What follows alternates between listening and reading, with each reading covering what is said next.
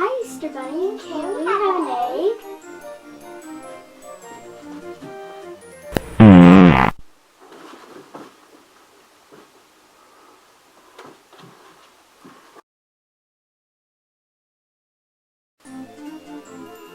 Hey, Easter Bunny. Can I have an egg?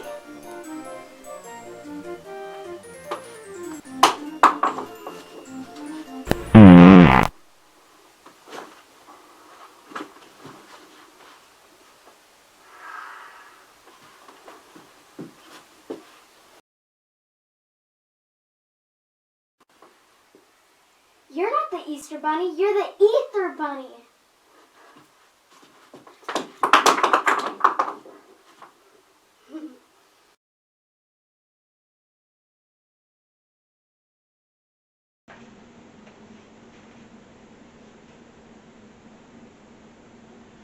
Was that Renfield from Transylvania Tonight? Yeah, that was Renfield from Transylvania Tonight. I want to thank Drac and Countess Karita for letting him out again so that he could be on my show. Thanks for tuning in to Don's Breakfast Cereal Show. Today is a Easter special. We have Scared to Death from 1947. Now this is the only color film in which Bela Lugosi had a starring role. It also stars the great George Zucco. Gotta love those guys when they're together. So make sure you stick around afterwards. We'll have some more shorts after this, and you might find me in this movie if you watch close enough. So thanks again for tuning in to our Easter special with Renfield. Renfield. It's always got to be Renfield. Always. Gotta thank Countess Karita and Drac again for that one. Thanks.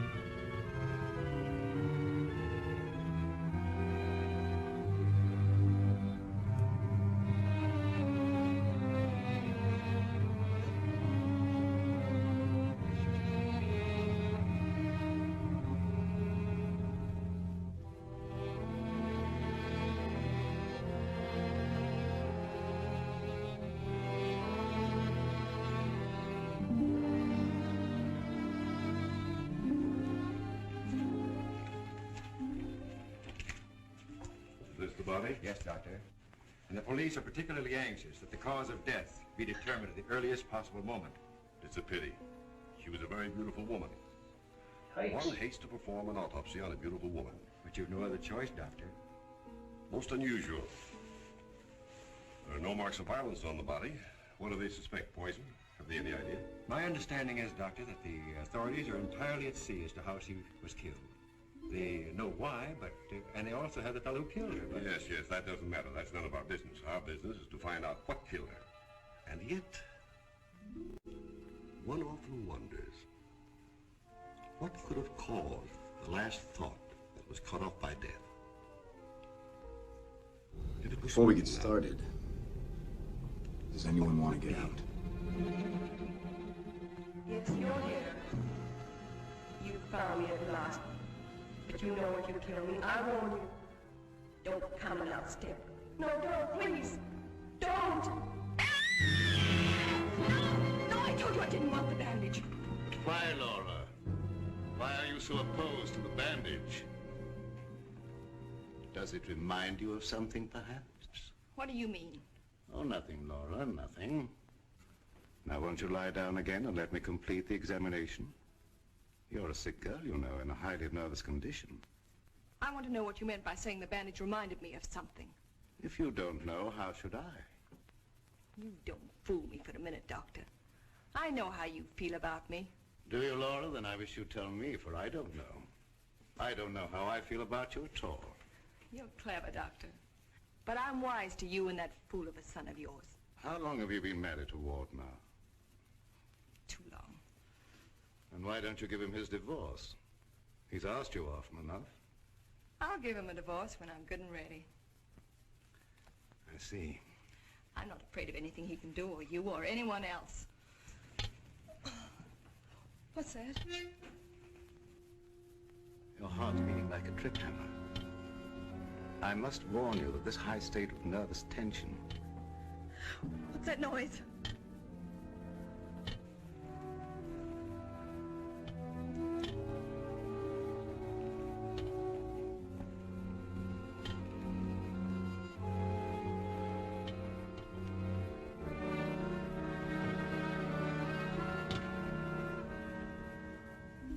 It's only a branch tapping against the window. Now, my dear Laura, if you want me to help you, you must tell me what it is you fear. I told you I'm not afraid of anything. I know what's going on here. Someone's trying to scare me out, but it won't work, see? Here I am, and here I'll stay until I rot. I'm afraid there's more truth in that than you suspect. Laura, I must ask you not to cause Father any more trouble. I don't want you threatening him, you hear? You too. You're so cute. I'm sure you want to be alone. You're not going to make him pay for my mistake. What are you going to do about it? I'd like to... You'd like to choke me, wouldn't you, Ward? You haven't got the nerve. Here. This is the only thing you ever gave me. You can have it back. Remember, you're fighting for this woman's honor, which is probably more than she ever did. Right. I gave her this when we were married. It's the only gift that ever passed between us. Ward, what do you propose to do about Laura? What can I do? She won't leave me. She won't give me a divorce. Well, things can't go on this way, you know. Dad, what is the matter with her?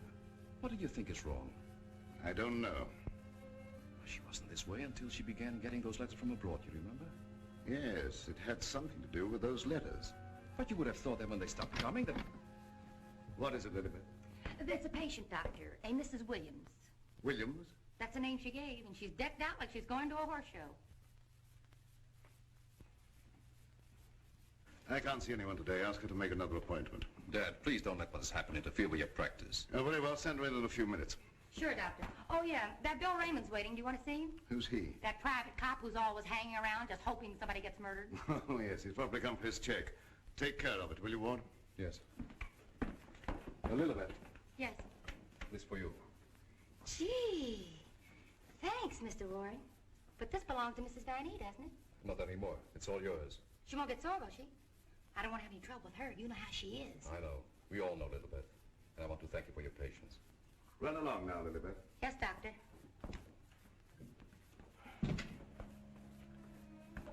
You made a fatal mistake, my boy, in marrying Laura.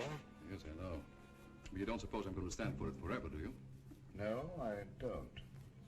And I don't think it will be necessary. Do you have a plan? I think it'll be better if you leave everything to me. From the day a mysterious caller came to see Dr. Van E. Oh, yes, I remember now, Mrs. Williams. I spoke to you this morning on the telephone.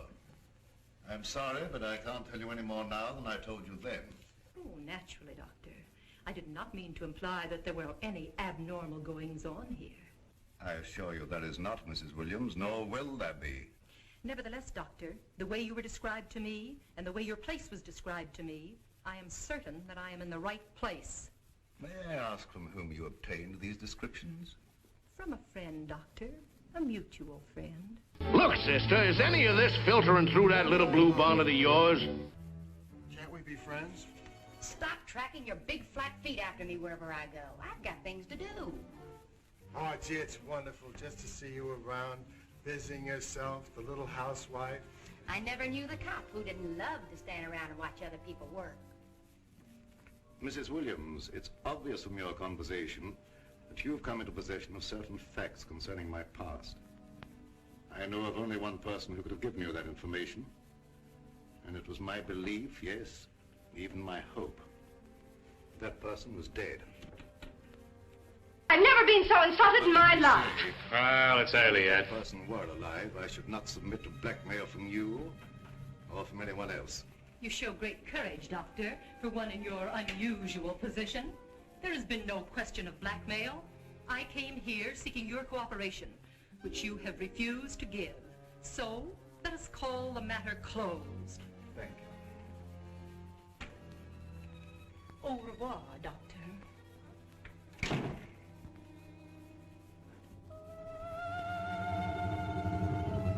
What's the matter, Bunny Rabbit? Speak to me. Why don't you say something?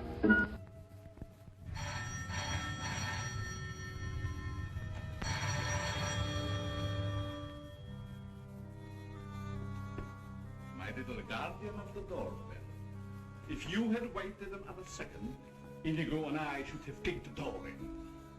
You know I could rent you out as a decoy for duck hunters? Sir? There is an air of inquiry about you that immediately offends my deepest nature. There's something suggesting Scotland Yard, the French Sûreté, the Italian Carabinieri, the Turkish Police, and other minions of the law. In short, sir, I think you're a cop. Yeah, how'd you know? I believe I'm in the home of Dr. Joseph Van E. Yes, sir. I mean, sirs. Oh, do not be polite to Inigo. He's only offended by it. Run along, Inigo. Make yourself at home. We got a nice tree in the yard, but it ain't got no coconuts.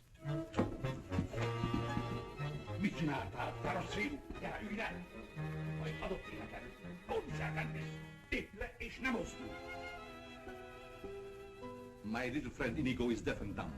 He cannot hear and he cannot speak, but he reads the lips, and I would advise you to say nothing to annoy him.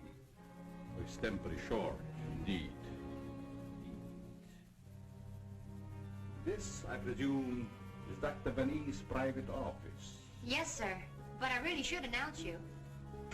My dear girl, if I allowed myself to be announced, I doubt I would be received anywhere. I'm sorry, really I am, but the doctor won't see anybody without an appointment. Appointment? I have had an appointment with him these 20 years. He will see me. Doctor, someone's coming! My dear doctor, truthfully can it be said that your house is your castle, protected by your countless slaves? So it is you, Leonard. I was warned you might appear like one of your own illusions out of nowhere. My dear Joseph, you have not changed a bit. Have you met my friend, Mr. Raymond? Raymond? Oh, Raymond. No doubt a relative of the great magician of the same name. Mr. Raymond is our private patrol officer. He keeps an eye on the premises for us. And other comings and goings. A very good idea, my dear Joseph, to have a private bodyguard at your beck and call. Well, you fellas are old friends, I can see that. Oh, yes. Old friends. Well, then maybe you'd like to be alone to talk over old times. A very good suggestion. Thank you, Mr. Raymond. I won't be far away, Doc. Well, so long, Mr. Leonide.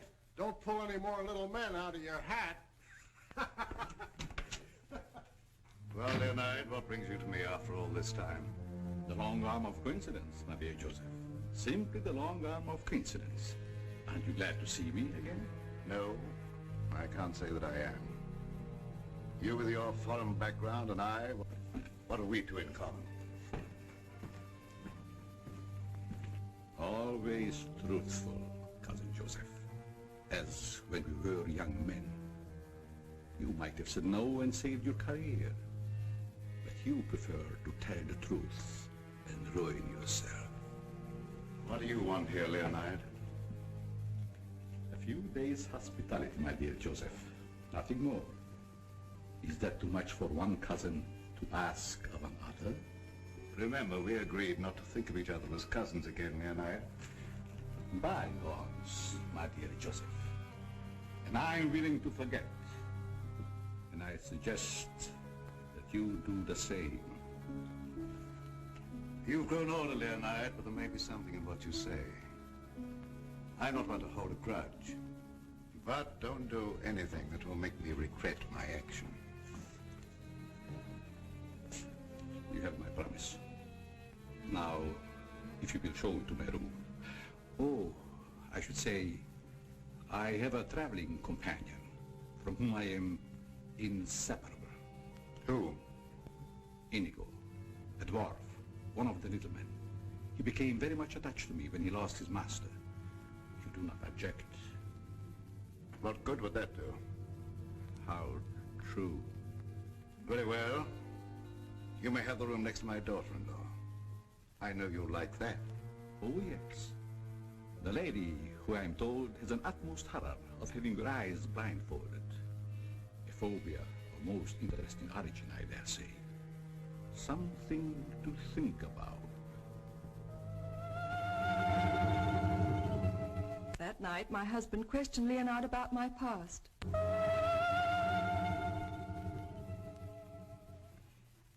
Cousin Leo! Oh, my dear Ward.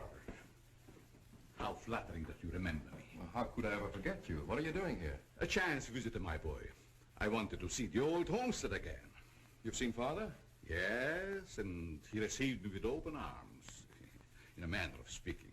I don't mind telling you, you came at a very bad time. We're having some trouble. My boy, Trouble and I are like this. I presume you refer to the charming lady in the room next to mine, your wife, I believe.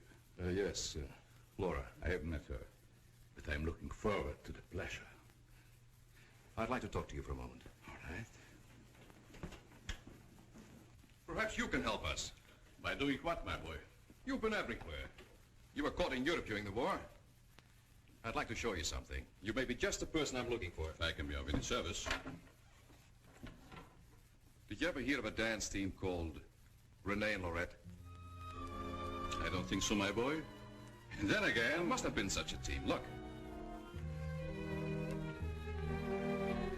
Renee and Lorette. The dance of the green mask in the green room in Paris. The green room. Yes?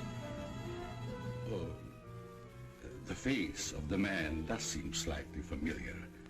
May I ask, where you got this photograph?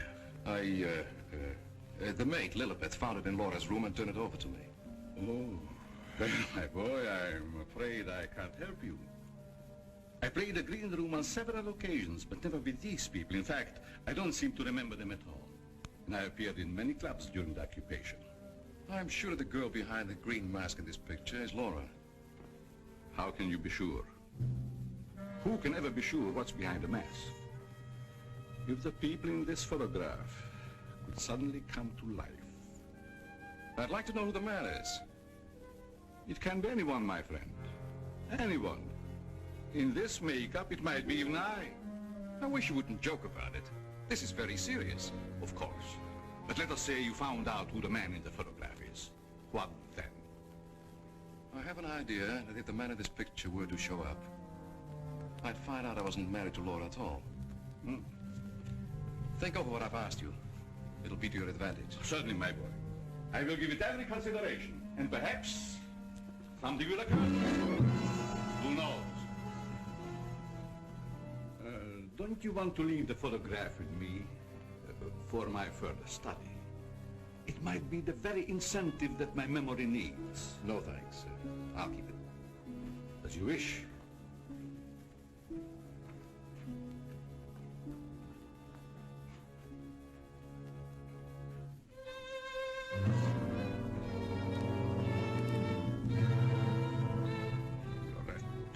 Lorette.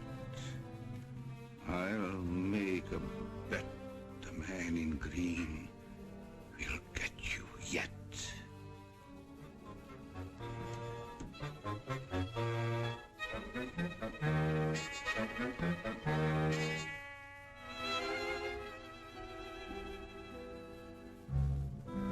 Inigo.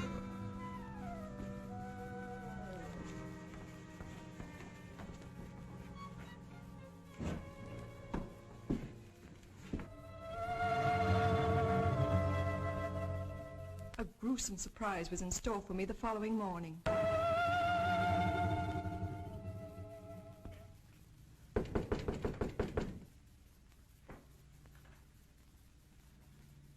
Who is it? It's me, ma'am. What do you want? The afternoon mail. You wanted to know when it arrived. Was there anything for me? Yes, ma'am.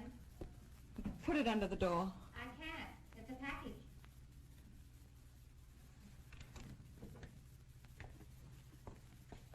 What's in it? I don't know. It's against postal regulations to open other people's mail. That's never stopped you before. I'd like to know what you mean by that remark, ma'am. Oh, shut up and get out. Don't you want me to help you open No, it? I don't. Get out. It's addressed to you in green ink with a warning. Look out for the man with the green mask.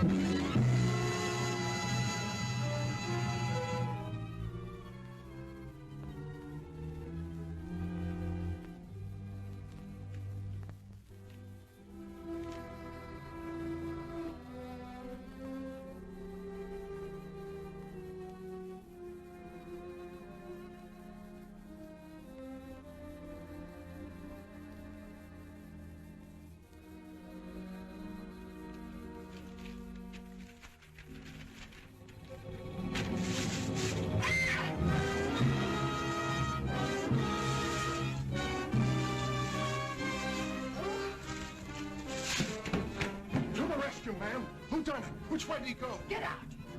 Get out. I just heard you yell. I was hoping it was a murder at least. Get out. I tell you, you have no business here. Well, but you don't understand. I'm supposed to be here. That's what I'm being paid for. Paid? Yeah. You see, I'm Bill Raymond, private cop in this neck of the woods. I was hoping we'd have a little murder or something happen around here so as I could solve it and get my old job back at Sentinel Homicide. Nothing personal, of course. Who told you to say these things to me? Well, nobody said nothing to me. I was just waiting around outside to see Dr. Van E, and I heard you yell. So you're a friend of that crazy doctor and his son. Crazy? I wouldn't exactly say that, ma'am. The doc's a pretty good egg. You wouldn't want anyone to say you was crazy, even if you... You can go back and tell him I'm not afraid of being murdered by you or them or anyone else. No, I don't guess you are, ma'am. Still and all, if you was to get murdered and I was to find out who done it, it'd be kind of a break for me.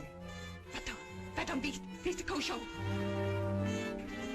I wouldn't say that to you, lady, even if I knew what it meant. Now will you get out? All right. I can take a hint. Nice little bedroom companion you've got there. Get out. I'll go, but don't think I'll come running next time you yell. I'll know it's a fake.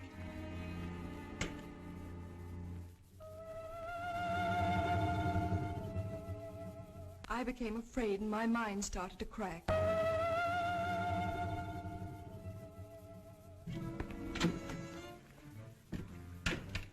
Lilybeth, my melancholy baby, where are you?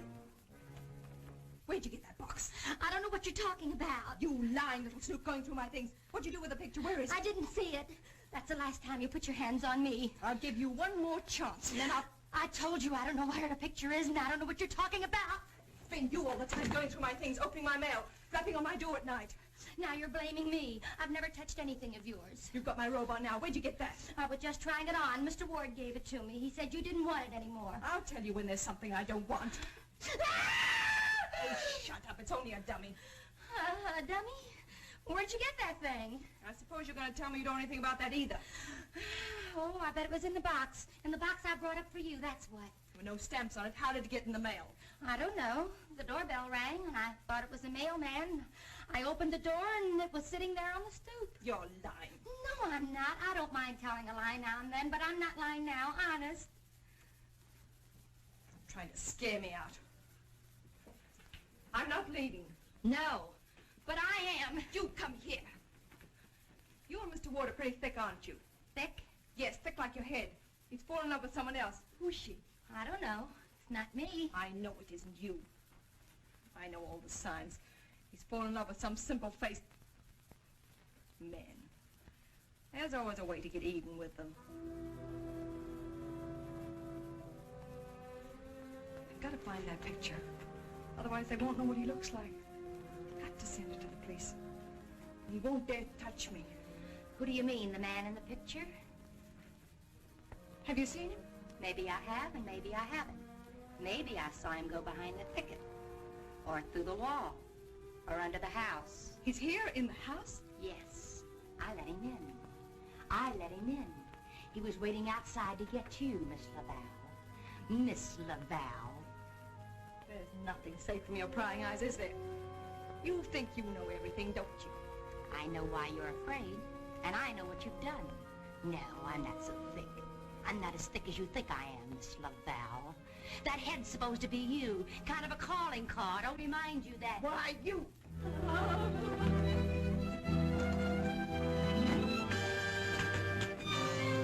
Excuse me, lady.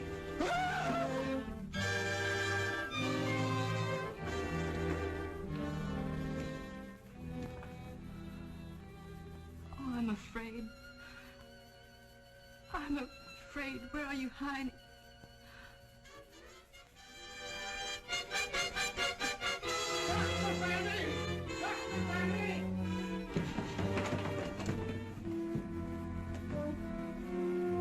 Dr. Vanny! Dr. Vanny! Doc! Fun is fun. But after all, there ain't nothing in my contract that says I gotta... Well, now I ask you, is that anything to be playing football with? Where did you get that, Raymond? Miss Vanny chucked it at me like I was a pass receiver for a football team. And I'm all out of practice. Let me see it. This comes from a group of anatomical specimens that was locked in a room in the cellar. How did you happen to get it? That's what I'm trying to tell you. There I was, outside her door, strictly minding my own business, understand? Listening at the keyhole. I don't think that belongs in the realm of your duties, Raymond. But, Doc, there were screams inside. You gotta admit it's within the longitude of my profession to make with an investigatory reaction thereto. What am I saying? I don't understand how his head got from its locked room in the cellar. Well, the way I heard it, it was sent to Mrs. Vanny. That was rather a gruesome practical joke. Why, your anatomical locker hasn't been open for ages. I think you once told me you'd lost the only key to it. I know. There is no key to my knowledge. Why, that thing didn't walk out of the room by itself. Hardly. Doc, I'm worried. What about, Raymond? Well, now, take this head business. The whole thing don't seem hardly serious to me. I think that if it's all the same to you, I better be checking along to other duties. You're not afraid, are you, Raymond? Who, me? Scared? It's just that I don't think that there's going to be any murder here done after all. That's too bad. Well, it's not your fault, I guess. It's just not my lucky day, that's all. Thank you, Lilibeth. Oh, Miss Lilibeth, have you a little more coffee in the kitchen? What happened to the 3 gallons I already gave you today? Lilibeth, what you need is a good, strong, steady man. Who is always hanging around, tracking up my floors and things. What's that on your shoe? Looks like cobwebs from out of the cellar. What were you doing in the basement? It could have been the attic. Bill Raymond, you're holding out on me. What are you up to? Up to? Yes. Who asked you to go poking around in the cellar? It was in performance of my duty. What duty? What did you find? Absolutely nothing. That's what makes me so disgusted. too bad about you. You know, Lily Beth, I think somebody around here is just kidding. They don't mean business at all. Why don't you just wait around and see? Say, if you got any inside dope, I wish you'd tip me off. If I'm ever going to get back to Central and prove I'm a good detective, I gotta have some clues.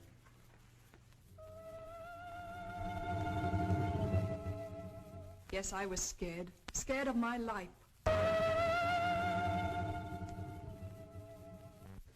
I expected big things of that ghoulish-looking guy, but he ain't delivered neither. I should say, in a way, you were entitled to expect big things from him. Leo was once confined in this house when it was an institution for the insane. Nerves, you know. Do tell. Well, then, he must know his way around the place, huh? I understand while he was here, he engineered an immense number of secret passages through which the guards could keep an eye on the inmates at night. Finally, he took one of these passages into the outside world, and we heard later he'd been seen in Europe. Ah, Europe. That's where history's being made today. Gee, I'd love to travel and... Well, perhaps you'll have an opportunity someday. Not if something don't happen around here pretty soon to make me famous. That Lily Beth. I've been trying to get a cup of coffee off of her all day. She don't care what happens to my metabolism. Metabolism. That's a good word. I wonder what it means.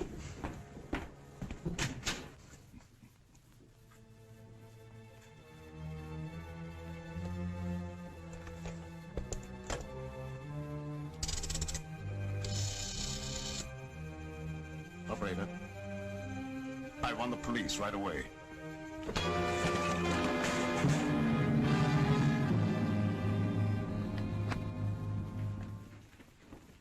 Stop crowding me. But, hon, don't you want me around to protect you? That Indigo guy might... Yes, but who's going to protect me from you? Lily Beth. My wild Irish rose. I just live for the day when I can take you out of all this. When I can slave and get you the luxuries in life. Gee, I'd gladly work my fingers to the bone to buy you expensive motor cars and furs and jewels and things and serve you breakfast in bed. What's the matter with me? Am I crazy? Yes, and I'd hate to hang by my neck until you got me all those things. Yeah, you might get a little blue in the face. Still and all I gotta do is to find myself one slightly murdered body, and I'm in. Stop looking at me. Oh, Lily Beth, sometimes I think I'm not getting anywheres with you. What do you think? I think you've got a good idea there. All right, all right. You'll be sorry someday when you see my picture in the paper. Wait and see. Hey, Lily Beth, why don't you answer the doorbell? Maybe that Indigo guy wants in.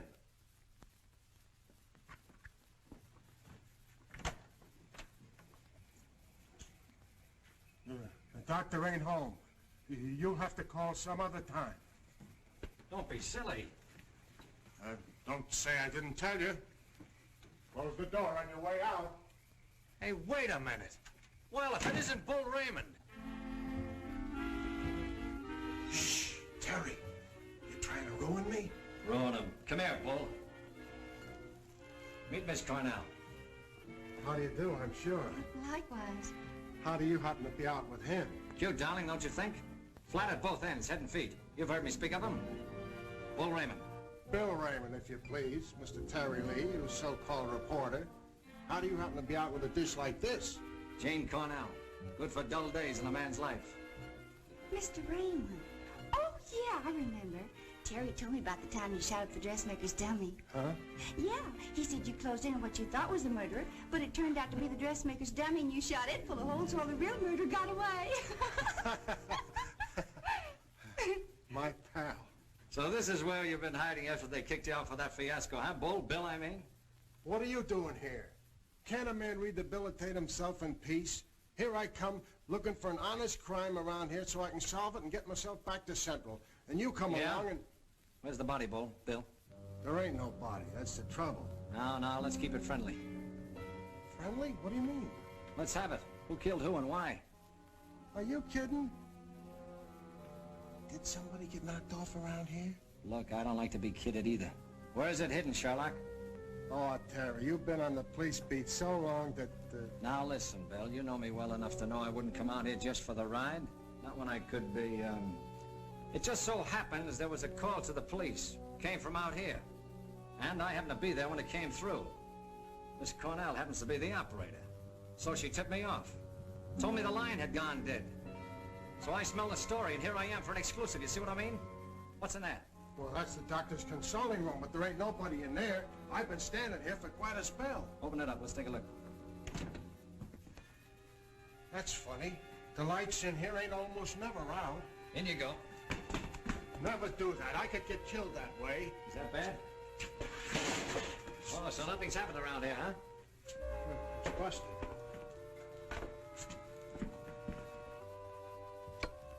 There, see? Like I said, there ain't nobody here.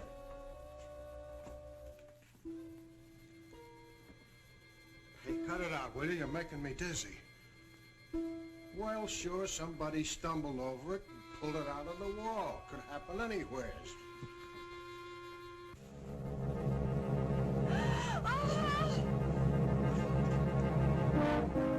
Wants to shake hands with you, Bill. Step right up. Not me. You seen it first.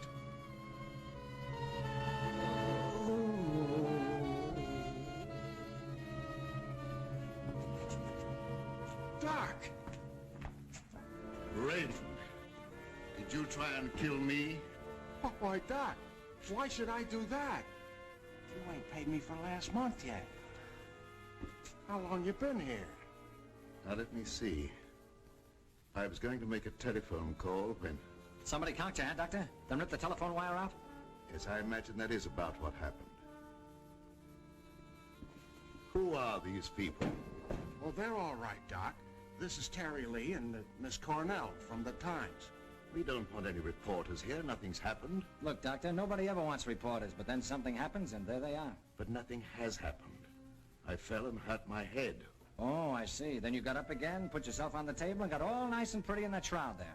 You won't get any story here. And now, if you'll excuse me, I have some work to do. Doctor, do you mind if we stick around for a while? Seeing that nothing's happened, well, why not? Very well, you may stay for a while, but I warn you, if you make yourselves objectionable in any way, I'll have Raymond throw you out. Well, come on, you heard what the doctor said. He's busy. Get out of the office.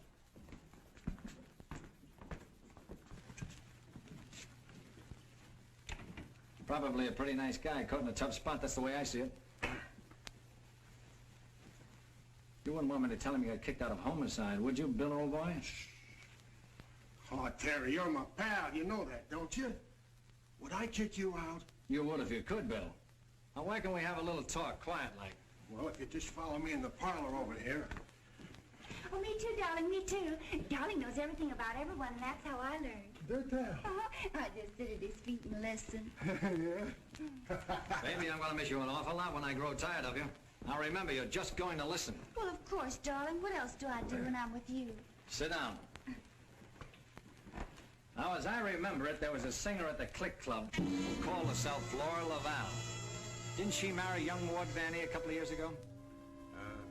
I don't know nothing about it. Oh, yes, you do. It was just about the same time that you had that affair with the dressmaker's dummy. Oh, yeah. Yeah, now I remember, Terry. You're right. She was down to the Click Club, and it was her that married Ward. Wasn't that on a bet of some kind? Well, there was a party going on, and somebody dared Ward to ask the singer to marry him, and he thought at the time it was a good gag, and he went along with it. That's right. He got pretty high and then popped the question at her. How romantic. I just love that.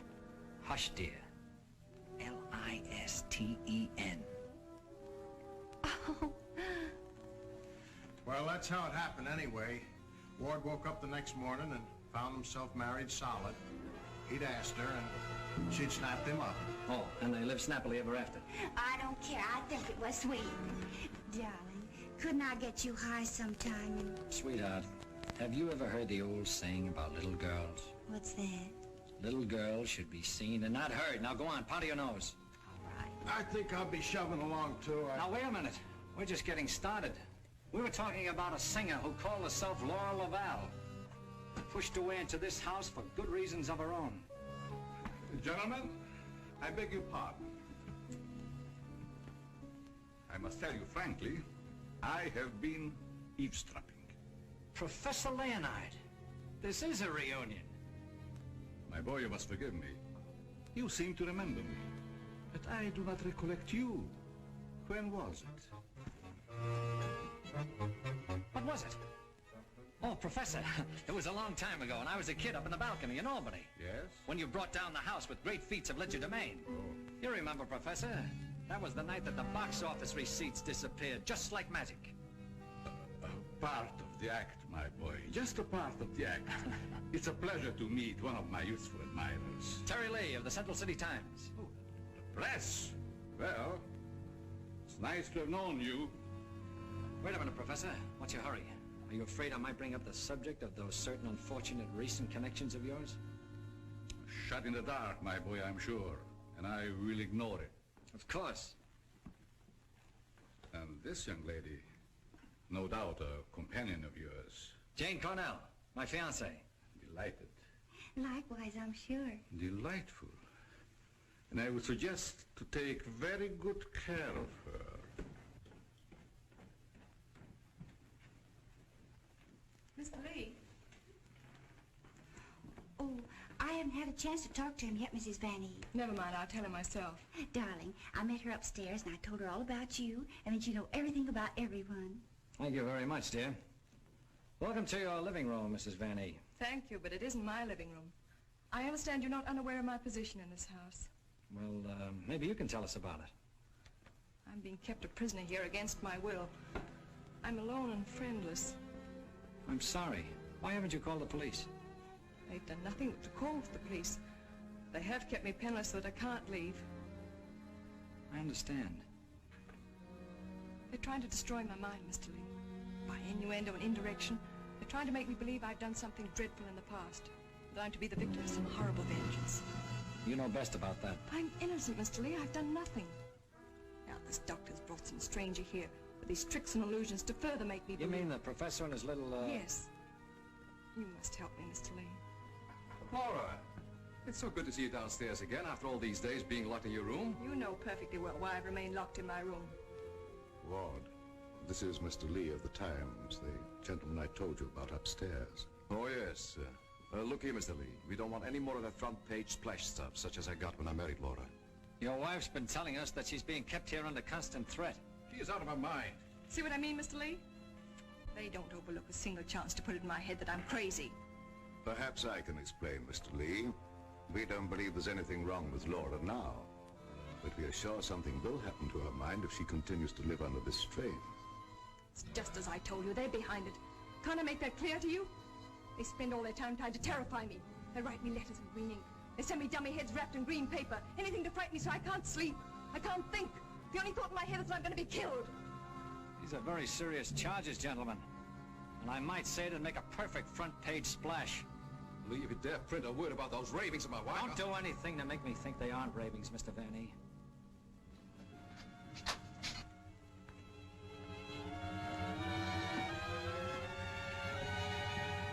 He said to put the blindfold on, and you will know the truth. No!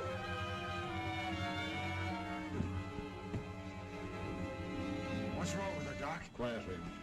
You don't mean that she's... Dead, Raymond.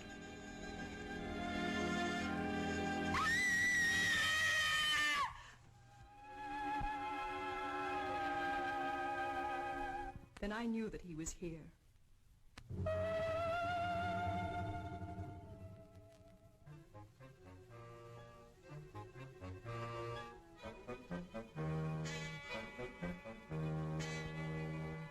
She's coming out of it, but she's in an advanced state of shock.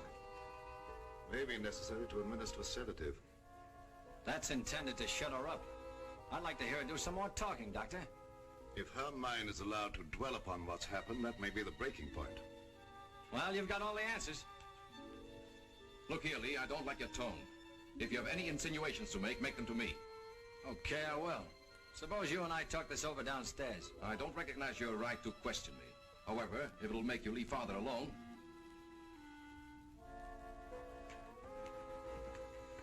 Bill, fix yourself a chair right outside the door and don't leave until I get back. Sure, but what about Lilybeth?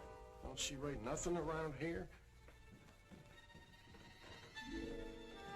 Now, Lee, first I'd like to see your credentials. You're busting here saying you're a reporter. That's the old turn the tables gag, Vanny, but if it'll make you any happier, take a look. All right, you're a reporter. But I still don't understand how you and the young lady got the news about our troubles. Do you really believe that story, Lee? Do you in your right senses really believe that we are keeping Laura a prisoner here?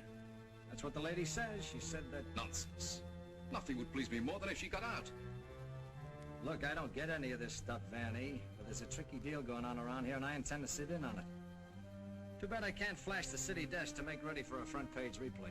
Yes, isn't it?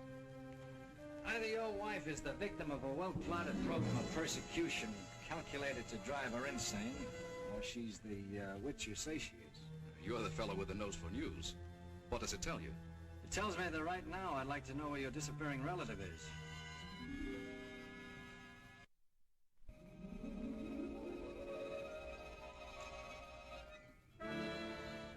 Get back, you fool. What's out there? I have a right to know.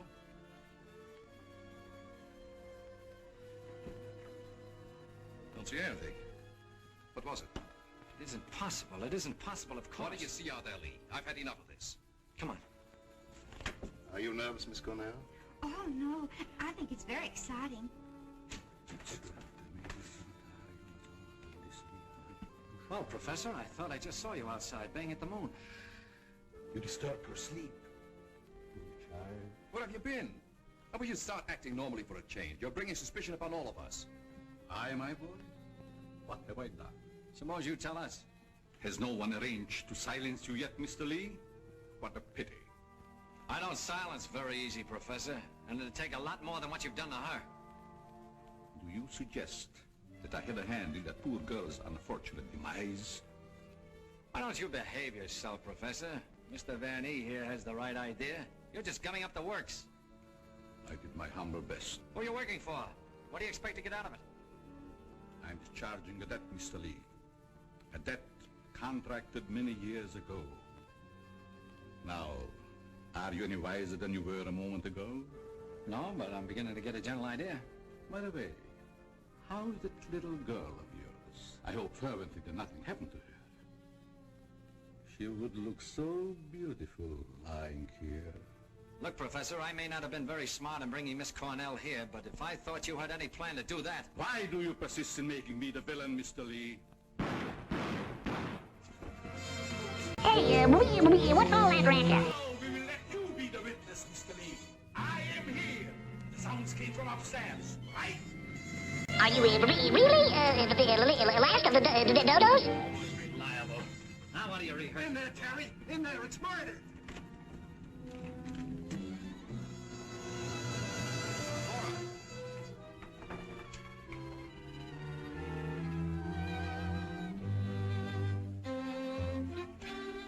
Jenny, wake up! Wake up! Oh, Terry. Tell me, what happened? Oh, Terry, darling. Let me think. Everything went black and... Yes? Then it started to talk. What started to talk? I don't know. That thing. Now look, let's get back to the beginning. I left you here with Dr. Van E. Yeah, and then he gave Mrs. Vanny a shot with a long needle. Never mind that. All right. Then he said, would I sit with Mrs. Vanny? Okay. Where is she now? Who? Mrs. Van E. Where did she go? It's just what I asked you, Janie. Well, she was right here. Then Dr. Vanny went out. Then what happened? Oh, then Bill Raymond came in. Oh, that's great. The two of you in the same room at the same time. How did you communicate with each other? Sign language? Oh, I don't care. All you do is make fun of me. I didn't ask to come to this, whatever it is. Oh, yes, you did, dear. Don't you remember? You said you wanted to see what the life of a reporter was like. Don't forget, Mr. Lee, one must not expect too much of certain types of mentality. Shut up, Bill Raymond. I remember you when you couldn't even make your X. Oh, I want to go home. We can't go home, darling. We've got to get a story. Why? You don't understand. Yes, I do. care. She's got you there. All right. Now you tell me what happened to you. Me? Oh, well, you said to stay outside the door, and I pulled up a chair. That's right. She was inside the door and you were outside.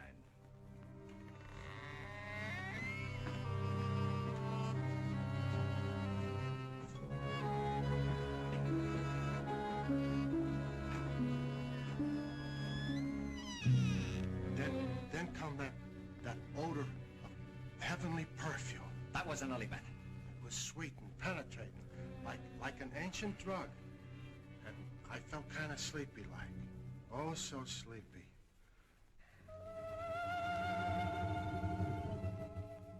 At last he had me under his power.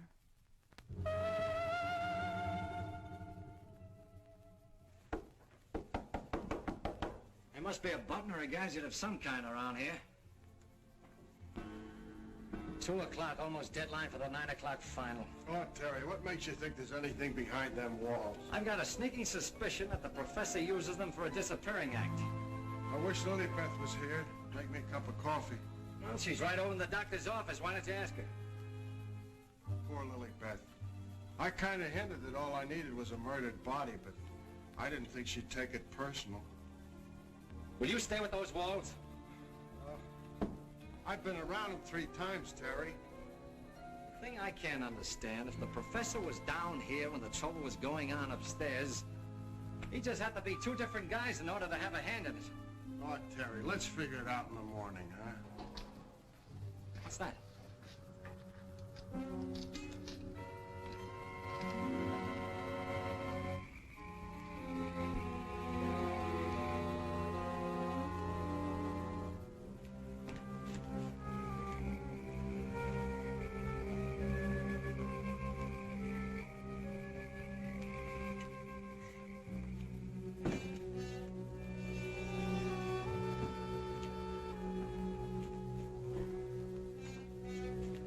Wake up. Either something or somebody opened the front door. That's the shortest night's sleep I've had in a long time. All right. Now that you're good and rested, let's see if we can understand what happened upstairs. Well, do you think it had something to do with that picture, maybe, that Lilibet found in Mrs. Van Ee's room? What picture? Oh, the one with the couple with the 2 masks, you know, like we found, like that mask. Who has the picture now? Well, young Van E, I guess. That's the point. Where has Mr. Van E been since his wife's disappearance?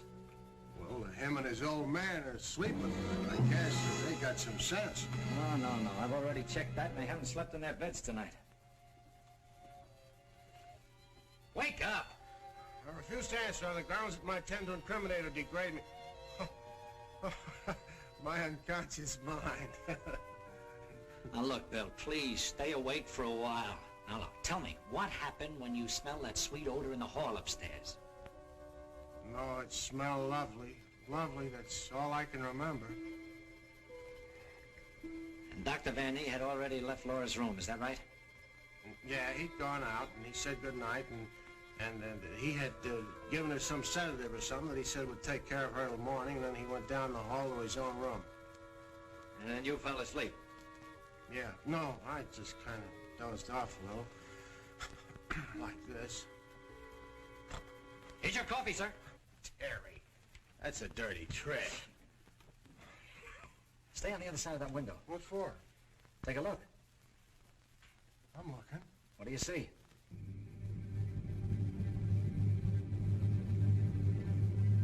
Why, it's Professor Leonard. You think so? Come on, get outside. Who, me? Yes, you. I can't go out there with Jane in here. Well, why can't I stay inside and watch and you go outside? Oh, that's great. You'll watch the way you did upstairs. Now, do you want that guy to get away? Yes. Standing there shaking in your boots. Aren't you ashamed of yourself? No. Well, you should be. Go on, Bill. This is your one chance to rehabilitate yourself. Wished I'd never even heard of the word.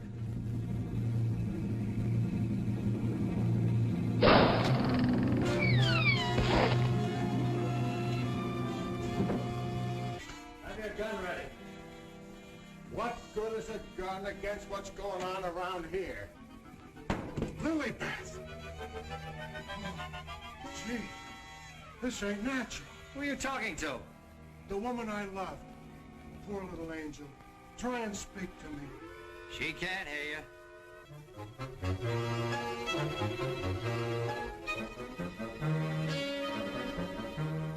What was you doing outside? You're supposed to be dead. Now you stay right here, honey. I gotta catch that guy in the shrubbery. Oh, gee. What are you doing to me, Lilybeth? There you are, sister. Have fun. Lilybeth, be reasonable, will you? If you don't cooperate, I'll never get back to Central. Never mind, Raymond. Take care of Lilybeth. Lilybeth! Yeah, that's who it was. I opened the door and she fell right in my arms. Like she had something special. Nice girl, but about as sharp as a sack of wet mice. What's that fragrance about her? And to think this wilted flower was once even as you and I. Take her back into Dr. Van E's office. What's she doing wandering around? She's supposed to be a corpse. What happened to that guy outside? Never mind. You found her. I never knew she was lost. I missed her. I missed her from my office. Will you please take her back? What are you gonna do? Yes, Doctor, and what have you been doing? We've turned this house upside down trying to find you. Hardly that, young man. If you'd done that, you would have found me. Now, Raymond, we can't allow this girl to remain in this condition any longer. But what can you do? She looks like a perfect stiff to me. Bring him into my office. Oh, Doctor. This may not be any news to you, but your daughter-in-law has disappeared. Oh, how dreadful. But let us say somewhat overdue, eh, Mr. Lee? You don't seem very surprised to hear about it. Young man, when you've been devoutly praying for something to happen, you accept your good fortune without question. Boy, am I glad you happened along. I was worried about what to do with this. We thought that probably you might be able to throw some light on the subject. That's right, Raymond. Leave her there. There's absolutely nothing wrong with her. Huh? And you mean I've been pining away for nothing? She was put in a deep hypnotic sleep, that's all. But why? Why, Doc? Who done it? It was done so that she would obey certain orders that were transmitted to her. If that's true, then why did you declare her dead? I had my own good reasons. Would you give me one reason why you like to go around getting hit on the head? That must become a little monotonous. Mr. Lee, are you sure that you saw what you thought you saw? Well, I'm not blind. I might be getting a little dizzy in this madhouse.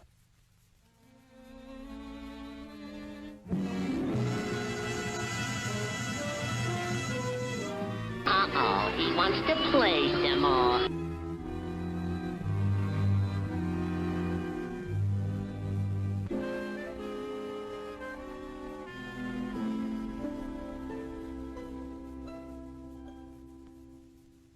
You know, Doctor, morning isn't very far off. And when the police get here, you've got an awful lot of explaining to do. You're in this up to your neck. By morning, let us hope no explanations will be necessary. Everything will have explained itself. Poor little sleeping beauty. Do you suppose someone thought she looked weak-minded and picked her out to carry out his commands?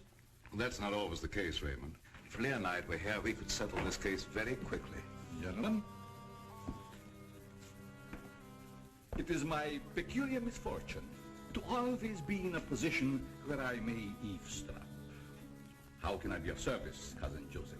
Oh, Professor. Ask me no question, my friend, and I will tell you no lies.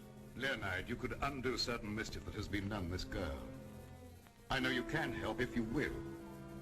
I could, my dear Joseph. But I will not bring down the wrath of the unknown madman who is loose about these premises. It is a matter of self-preservation. I had nothing to do with hypnotizing this girl. I have an idea that she may have already carried out the unknown's orders and that he no longer needs her. Nevertheless, my dear Joseph, you must excuse me. Just a minute, Professor. I wonder what would happen, Professor, if in connection with your sudden reappearance here, somebody dug up the old story of why you swindled Dr. Van E and then ran off and let him take the rap. I will not be blackmailed, Mr. Lee.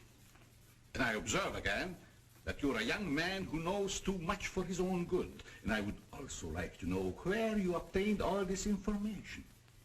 You're extremely young to have your fingertips on events of 20 years ago. I have a memory like an elephant. I never forget something once I hear it. I'm a sharpie, Professor. As every one of you will admit before morning. Now, Doctor, I'd like to bore you with a few questions. I wouldn't mind, young man, if you had the slightest idea of what you were looking for. Maybe if we start back to the time around midnight, when you administered what you call a sedative to your daughter-in-law. Are you inferring that I had anything to do with Laura's disappearance? Why do you keep evading the issue, Doctor? You know you'll have to confess when the police get here anyway. I would remind you, young man, that you're making a direct accusation, and I refuse to answer.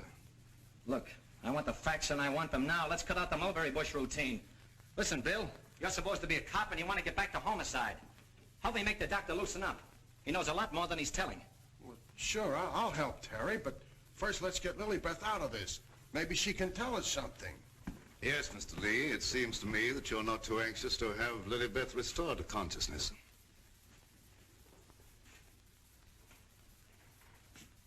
What do you I'm surrounded by Heart's in a idiots. very depressed condition. Someone's been giving her orders by mental telepathy. Hey, could I learn to do that? Supposing Lilybeth was in the kitchen, could I telegraph her a wish for a cup of coffee? Huh? Perhaps, Raymond, someday when we have a little time, I'll indicate the principles of hypnosis to her. Dear Joseph, the principle of hypnosis isn't as simple as you would make them believe. It requires long and patient study. But I will risk the rest of the unknown. For I see you truly love this child. And for your sake, I shall use my knowledge. Oh, gee, thanks, Professor. You're solid. Don't wake him up. He's got insomnia. He's trying to sleep it off.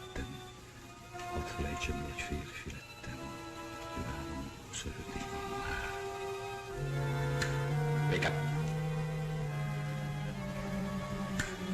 Wake up. Lilybeth, darling. Keep your big hands to yourself. What are you slapping me for? Professor, put her back to sleep. It's better that way. What have you been doing to me? Me? What have I been doing? Yes, what have you been doing? You gotta learn me that hypnotism trick. It's my only chance. Tell me, Lilybeth, what happened? Well, I can't seem to remember it. It all seems like a dream. Did you see anyone? No. But I do remember a perfume, a sweet odor. Yes, yes, go on. Terry, darling. Oh, Terry, darling. Yes, Jane. What is it? Is it Halloween? No, it isn't. Then why was that green face bobbing up at the window? What? Yeah, a green face just like the one I saw in Miss Van E's room. You saw a green face in Mrs. Van E's room? Yes, darling, that's what she was shooting at. I mentioned it to you, but you're so scatterbrained. Yes, dear, I'm scatterbrained. Does your mind feel rested now and everything after your nap? Mm-hmm. That's a good girl. Now, come on, tell me, what happened? Oh, don't yell at me. I can tell you just how it happened. We were alone in the room, and Laura was going to sleep. And then she said, "Oh, take away the bandage." And I said, "What bandage?" And then she said, "Oh, don't shoot me. I didn't mean to do it." And then, the room got awfully black. I think somebody must have turned off the lights. Just like that. Go ahead, you're doing fine. Well... Yeah, the lights had already gone out. Uh-huh. And the room got awfully dark. You've already said that. Think hard now. You saw a green mask. It came out of the wardrobe. Like a moth? Yes, darling, just like a moth. Oh, how clever of you. It was just like a great big moth, and it flew around and Please around. don't make yourself any dizzier than you are. Now tell me the rest of it. Well, I just don't see how you could remember that it was like a great big moth. Did you see it? Were you there hiding in the wardrobe, maybe? No, I wasn't in the wardrobe. Now look, Jane, please, be yourself. No, I mean, don't be yourself. Just relax. Relax. Mr. Lee, just a moment. Where were you? Were you upstairs? No, I was down here talking with your son. And by the way, where is he? Here I am, Mr. Lee. What can I do for you? Will you stop it? Yes, I was listening outside the door. You haven't answered my father's question yet. Oh, come on, take it easy, take it easy. Maybe you can tell us where you've been, Mr. Van E. Of course you don't know anything about your wife's whereabouts. Oh, go on, tell him where she is. I want to go home. I'm hungry. Would you mind going out and crossing the boulevard when the lights are again? Quiet! Laura! Don't. No, don't! Don't!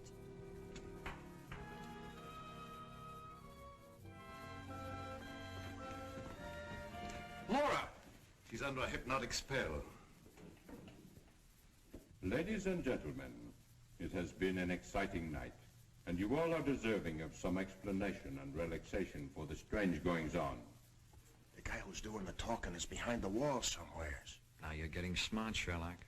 We introduce at this time the team of Lorette and Renee as they appeared at the height of their success in the green room of the Paris Creole. Sure, the mask, the picture. Mademoiselle Lorette. Now I know who he is. Mademoiselle Lorette will now put a bandage over her eyes, the better to see the inner truth. Very good, Renee. Very good. Just like the old time. Would any member of the audience like to ask Mademoiselle a question? Come, Mr. Lee. You have been so full of questions up to now. I'm thinking, brother. We cannot keep Mademoiselle too long in this delicate mental balance. She has been under a great strain lately. Then I will ask the questions myself. Yes, Rennie, I'm at your command. Are you afraid now? No, I'm quite safe. Will you tell the truth?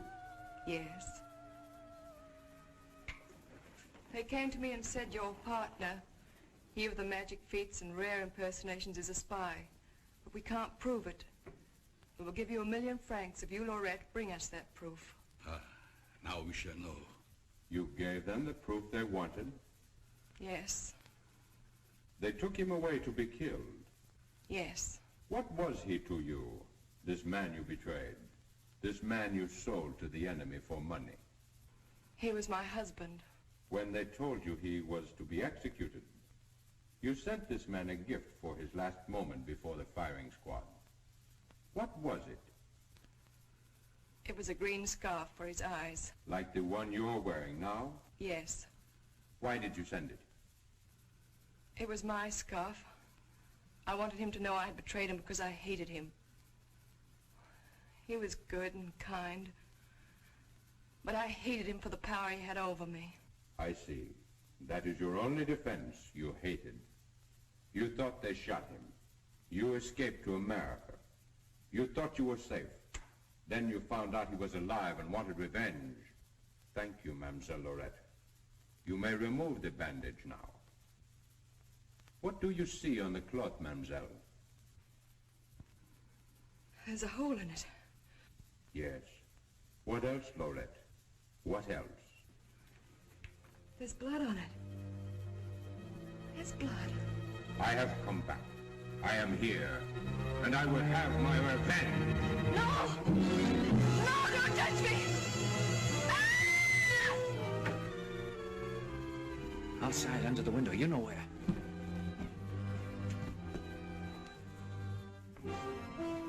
Yes, he had his revenge. She's been living in mortal terror that he'd find her. Just a minute, lady. You ain't going nowheres. Well, if it ain't Mrs. Williams, come along with me. Come on, you want me to slug you? Get inside. Hey, Terry, come here. Get a load of this. There's your man. At last I caught me a murderer. You're wrong. I never laid a hand on her. Nay, my boy, you kept your promise to me. You said you wouldn't touch her. But she's dead, ain't she? And you ain't going nowhere till we find out what killed her. And you, Professor, you know too much for your own good. I'm holding you, too. Now you're getting smart, Bill. Well, Professor, I see you two know each other. Yes. Rene was my assistant. I taught him everything he knows. He went out for himself and became a success. Later, we met in a concentration camp. And here we are. A small world, Mr. Lee. Small world, indeed.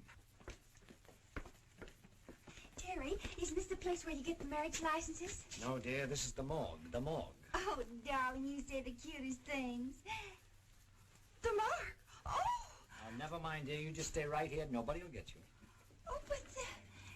Well, Doctor, got anything to add to my story of the year? Who's this Renee? Renee was her husband. She turned him over for a sum. Figured the Nazis would take care of him, but he had ideas of his own. Look, Doc, was it murder? Do I finally get a break? Was she murdered? We're sending the report to the police. What was it say? Oh, come on, Doctor. Don't hold out on us. I didn't understand it at first, but I do now. There were no marks of violence on the body, and we found no internal disturbances. What does this all add up to, Doctor? Yes, let's have it.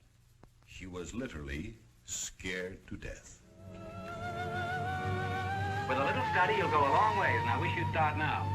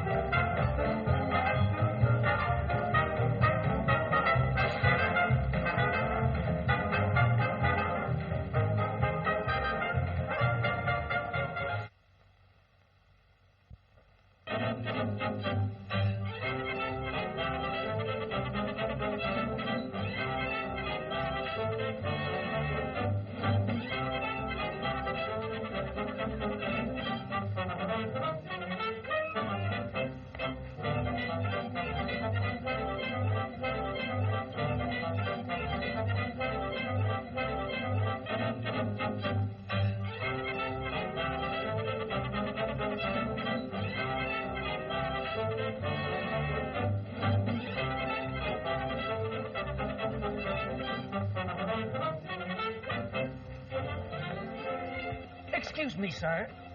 Well, I'm in a hurry. I know, but this is important. I'm hungry, and I haven't dazed. You're lucky. I haven't eaten in a week. But you have a kind face. Can you spare a small coin? I only have a half a dollar and a dime. Thanks. You've saved my life. I must go now. I mustn't be late for dinner. Hey, you forgot the tip.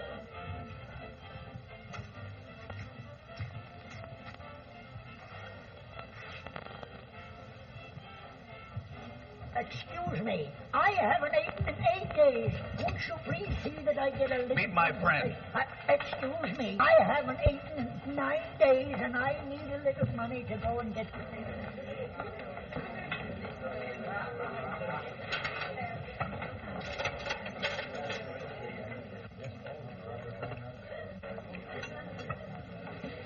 Sir, try the steak here. It's delicious.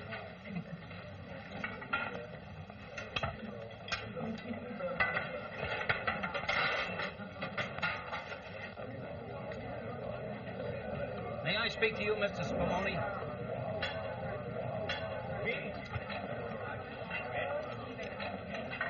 Spaghetti? 10 cents.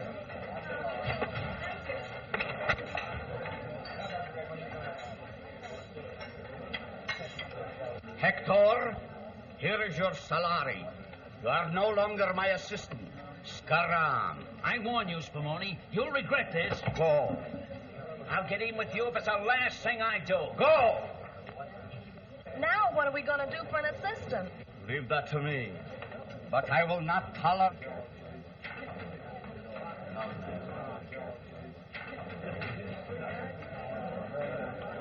But I do not use Spumoni. Do not forget, I am the girl. I don't care who you are. I don't love you. But I love you. Oh, who are you? Mr. Elmer Butterworth. You can call me Happy. May I sit down? 5 cents. 5 cents without coffee?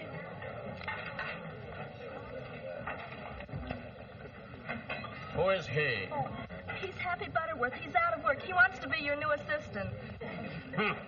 Do you know about magic? Magic? Mm-hmm. Sit down. Thank you.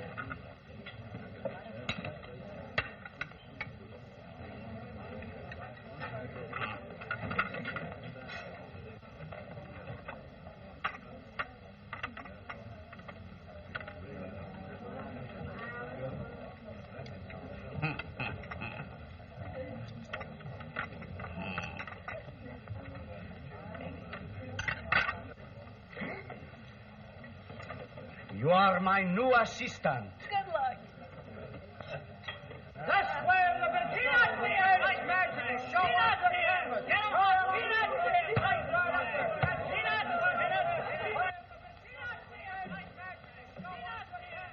Are you sure you know all the tricks, Happy? Gee, Mary, you know you're the nicest girl I ever met. Happy! Do not let me catch you with Mary alone again. Get up on the stage. And you hurry.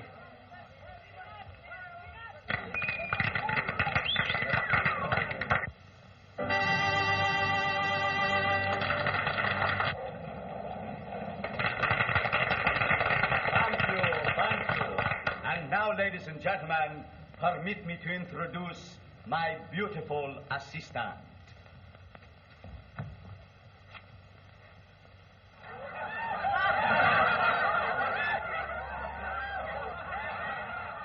Not you, you fool, Mary.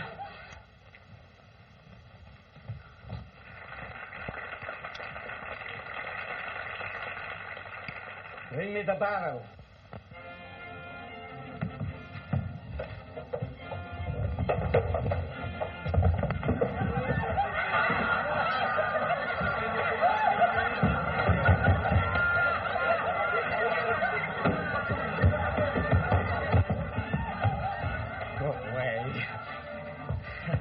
Ladies, and for my first experiment, I will now present my famous Oriental barrel mystery.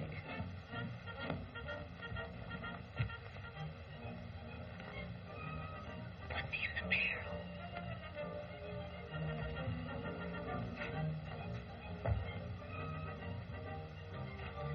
Come here.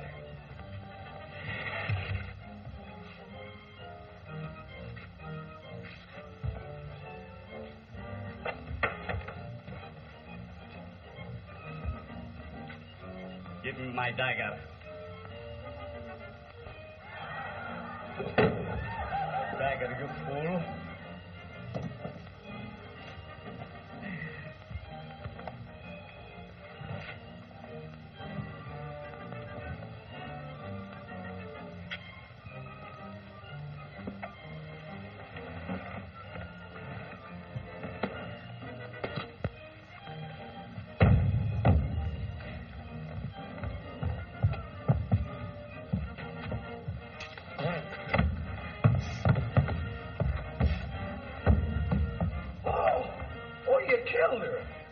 You killed her. She is not dead, you fool. She is not dead. Killed her?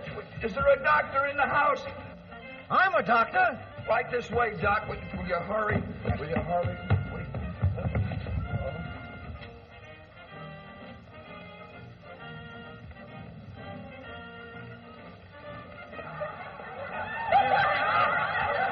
Doctor, will you please go back to your seat?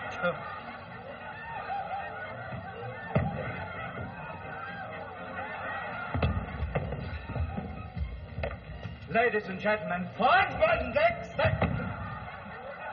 that's the kind of action you're giving me, I'll fire him and you too.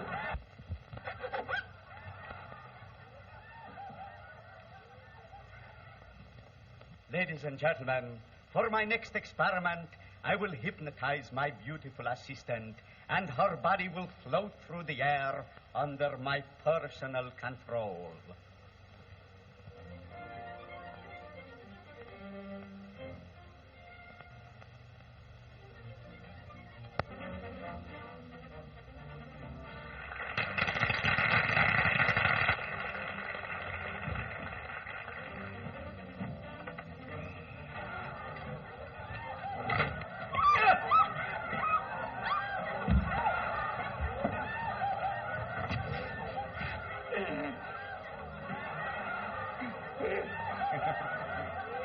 Pull down the curtain, you fool.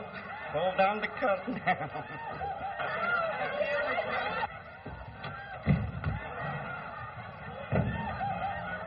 That's the wrong curtain.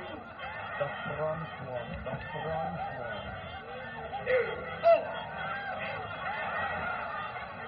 That is still very careful, the front one.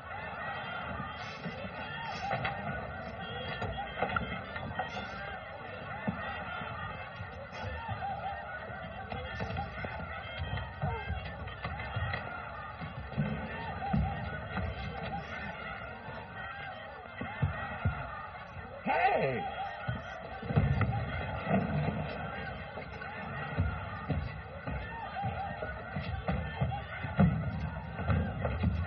The front curtain.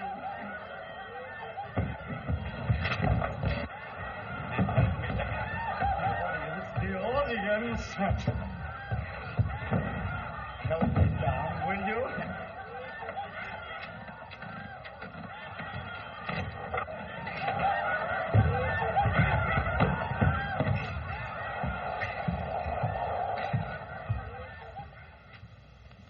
Well, if this keeps up, you won't have to fire him. You're telling me. Oh, you idiot! You... Come here. Come here. Listen, my next is the Mongolian duck trick. Now look, this is a trapdoor. You see? When I stamp my foot here, I want you to push up a duck on this side. Now, when I stamp here, I want you to... Happy, where are you? Happy! Come here. Get on the curtain, will you, quick? Ladies and gentlemen.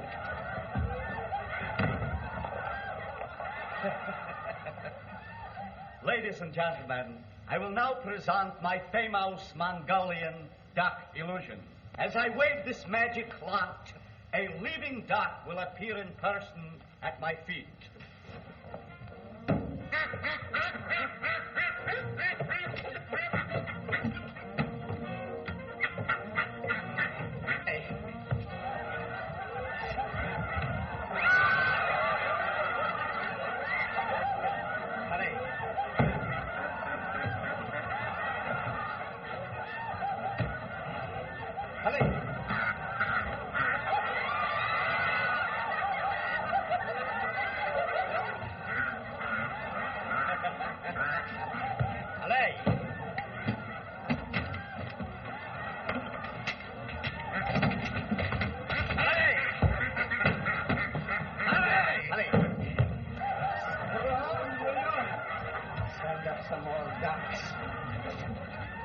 Send up some more ducks.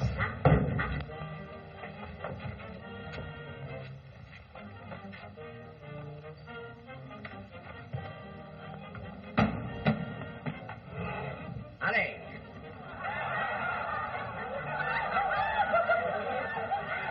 I can't stand any more of this. Send up some more ducks. Allez. That's all there is. There isn't any more.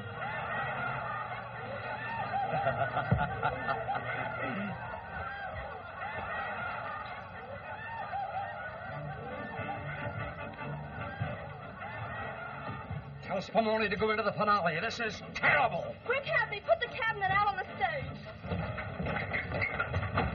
I will now produce the goldfish. You fool, you hide them. The man said do a finale.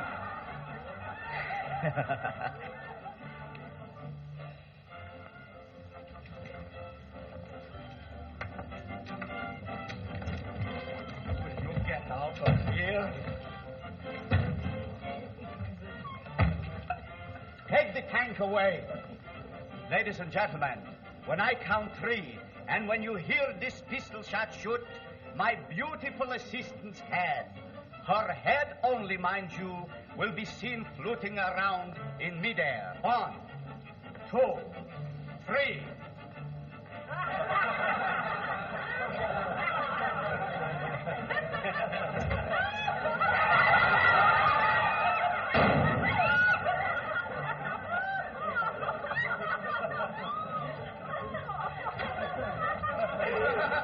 That's the best trick you've done yet. Look, it's Hector. Get her. Get her. Get her.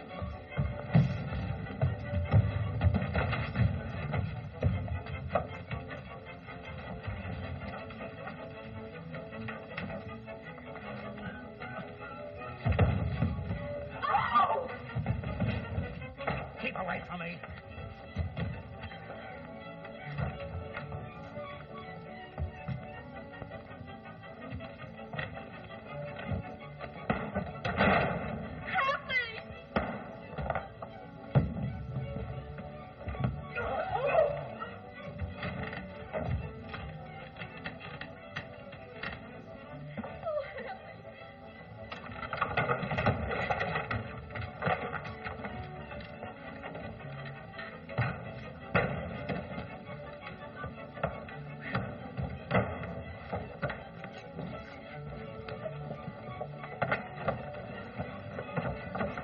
Hang on.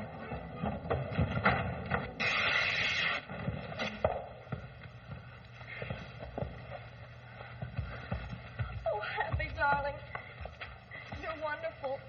And I love you. Kiss me.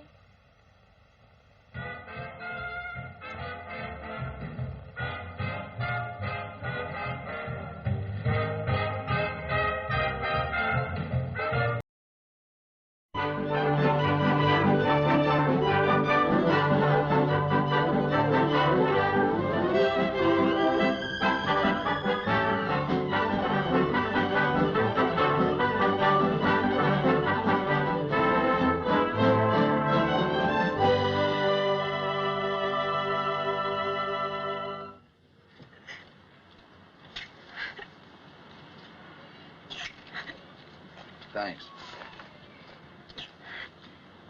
Penelope, why are you crying? I just can't bear the thought of parting with this dear old car. It's almost like selling a child. Oh, but I'm going to buy a new one. We don't need a new car. Why don't we buy a home instead? Well, if we buy a home, how'll you get that trip to Detroit? Trip to Detroit? Sure. We save $180 freight charges. At $180, we'll pay our bus fare to Detroit and all our expenses back. Just think, a glorious bus ride to Detroit, a lovely new car to drive home in, all for the same price we get a new car here for.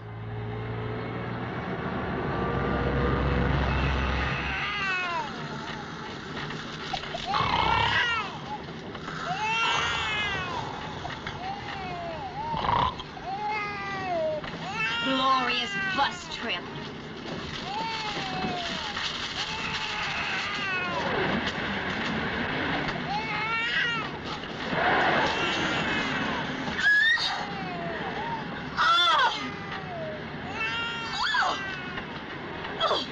Here, have a sandwich.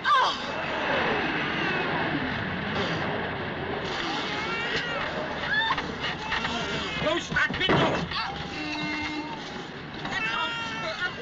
Here's your bill of sale, Mr. Plunkett. How about insurance?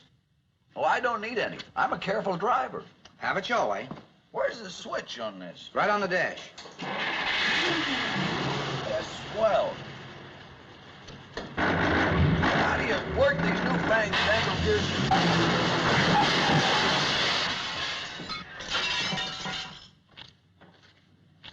There, that pays for the window. Thank you, Mr. Plunkett. I'm sorry about that accident, but I'm sure you'll enjoy the car. Well, have a nice trip. Nice trip. We have exactly $18.50 left. If anything else happens, we'll certainly be in a swell fix. Don't you worry, doll. From now on, it'll be nothing but pleasure.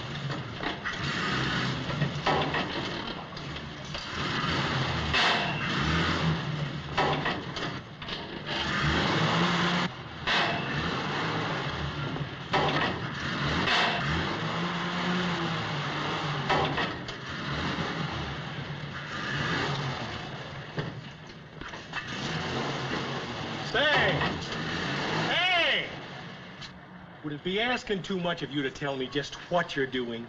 I'm trying to get away from the curb. Well, maybe if you just back up and pull away, there'd be nothing to it. No, but that car behind's got me hemmed in. That's funny. I'd have sworn there was a car there. Yeah. Well, if there is, it's sure invisible. Now, come on, get going. Yeah, but thanks. Say, do I go this way for Highway 112? No, no. You go straight down here 2 blocks and turn to the left. Then you go 3 blocks and turn to your right. I first go 2 blocks and turn to my left. 2 blocks and turn to your left. 3 blocks and turn to your right. You keep on that road till you hit the first boulevard stop. That's Highway 112. You can't miss it. There's a little red... There's a red building on the corner. Now, how do I get to Chicago? You turn to your right till you hit Highway 20. Go straight down that road till you come to a concrete bridge. Then you turn to your left, you see. And you go straight down till you hit Highway 20 and keep going. If you know what I mean. So long.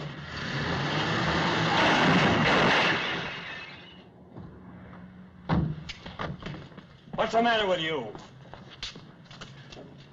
I told you there was a car behind me. Well, there wasn't, but there is. You mean there isn't, but there was? I said there wasn't, but there isn't, but there... Well, one of us is crazy, and it can't be you. Shut up. Listen, you. That'll just cost you $10, mister.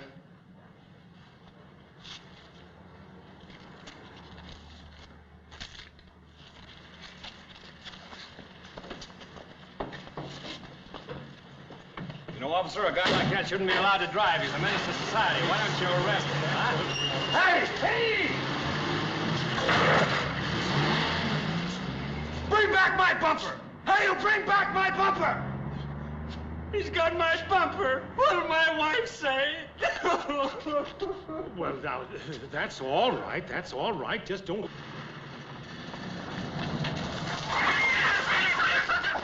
Where are we? I don't know.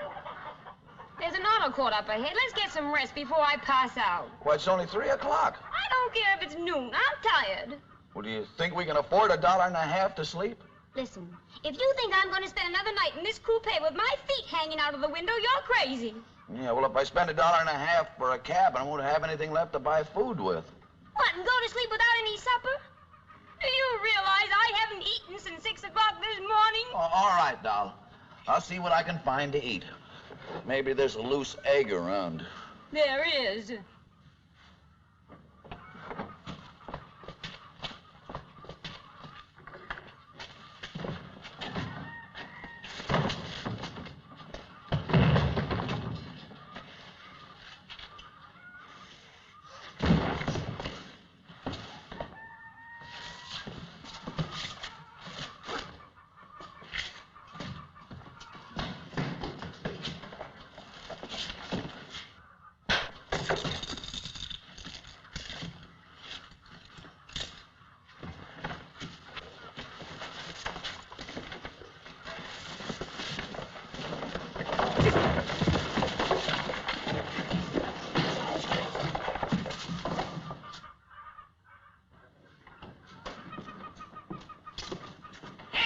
What are you doing here? I'll have the law on you!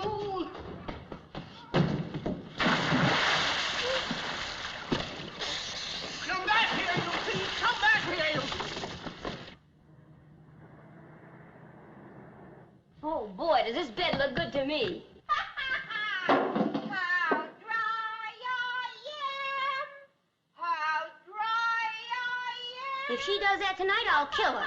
Now, don't you worry, dear. I'll have you a nice dinner here in no time, and then you'll get a good night's sleep.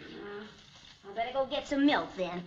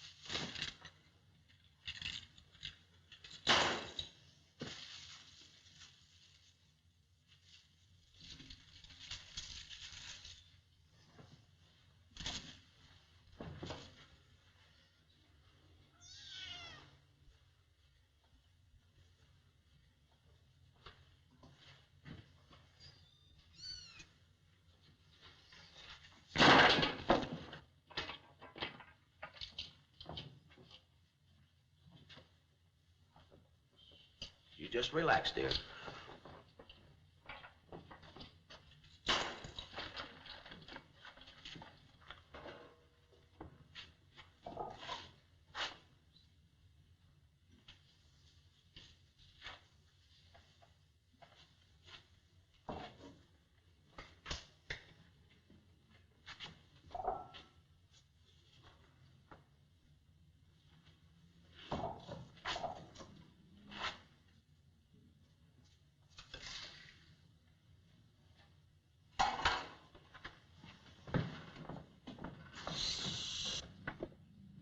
Clarence, let me in.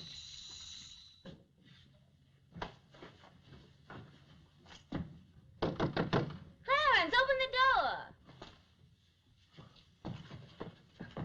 Hey, what are you doing here? What's the matter? You gotta get out of here.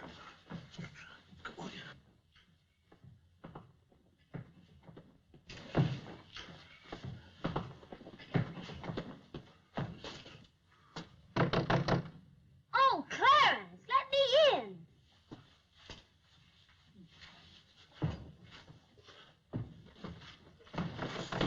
Clarence, let me in.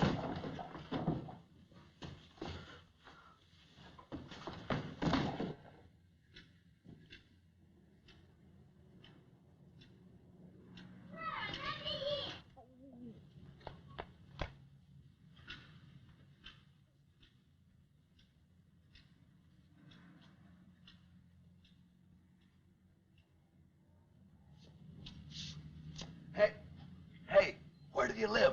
Number 6. What's it to you?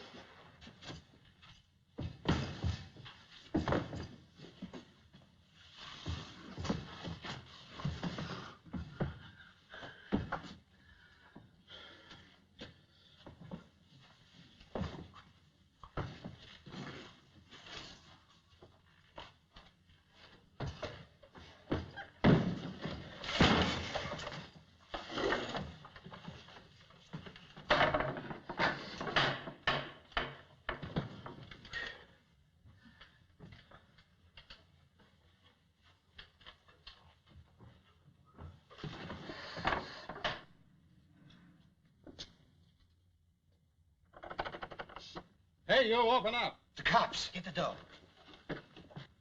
Come on out. You're under arrest. That farmer, he's turned us in. This is your last chance. Come out or we shoot. We're going to take you dead or alive. There's only one thing to do. Give myself up and pay my debt to society. This is the sheriff. We've got you surrounded. Are you going to come out or do we break the door down? Oh, Clarence. It's the manly thing to do.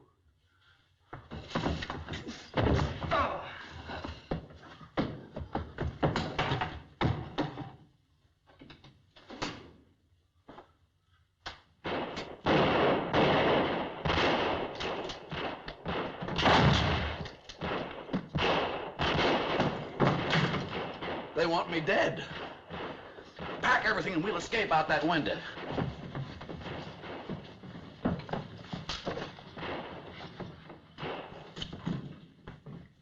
We'll save the milk.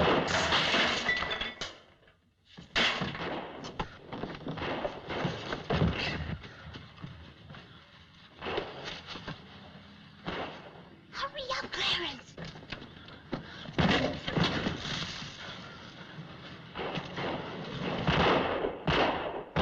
The back door, quick.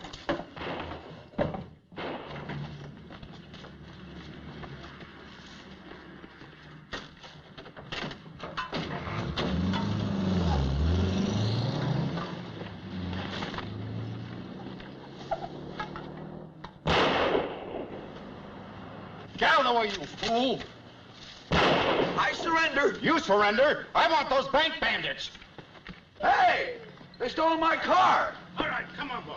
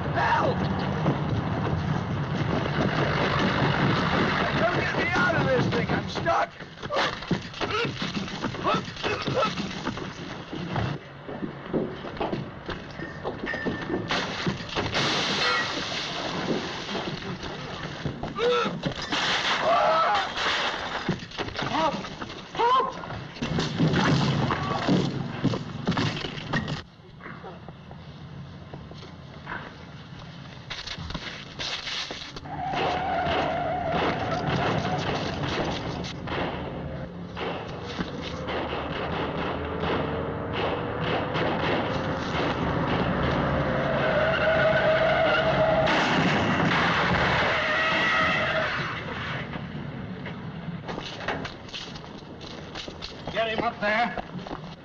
Clarence, are you all right? I'm all right, but look at the car. Oh, and it wasn't insured. Don't cry now, doll. Now, look, I got it all figured out. See, I'll sell the wreck, and whatever money I get for it, we'll go buy our old car back. Buy our old car back? Why, oh, murder. No. I'll annihilate Take your time now. Look, listen.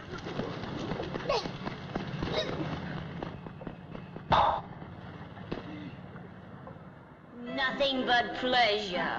Phooey!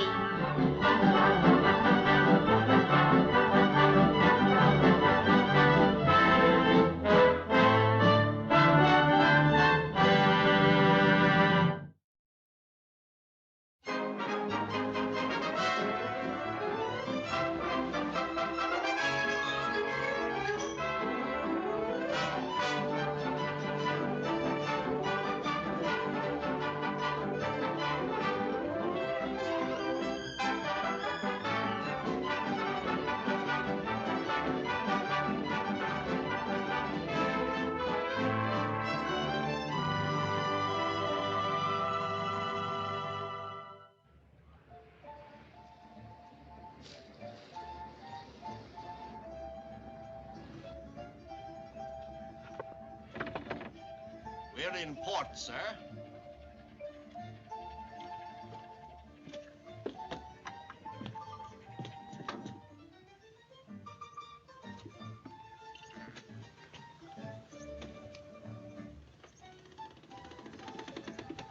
We're in Mexico.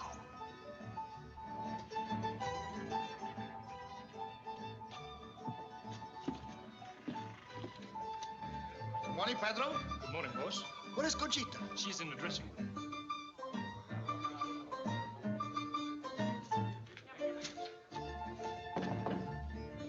Come in. Bertino. Oh, my little Conchita. I have for you the big surprise. Close your eyes and open your hand. Oh, for my little sunbird, the engagement ring. Now, pretty soon we will be married, no? Oh, the ring. She is beautiful, my dear. But about this marriage? Oh, you're hesitating. There is someone else, eh? Of course not, Martino. You are the only one. That is good, because I'm very jealous. And if I ever see you with another man, I will kill him. Do not fret, my sweet. There is no one else. Now, run along. I must get dressed.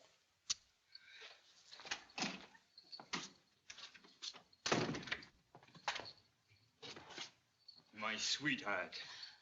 Ferdinand, you must go. You must never see me again. If he catches you with me, he will kill you. I am not afraid of him. I am Ferdinand the bullfighter. Oh, but if anything should happen to you, I would die. I love you too much. That is why you must go. You know, Conchita, I was just thinking. If Martino catch you with someone you do not love, or anybody, and you are making a fuss over this stranger, you would kill him, no? Yes. Martino kills someone, the law kill Martino. Está bueno. And I will leave you free to marry with me. Hmm?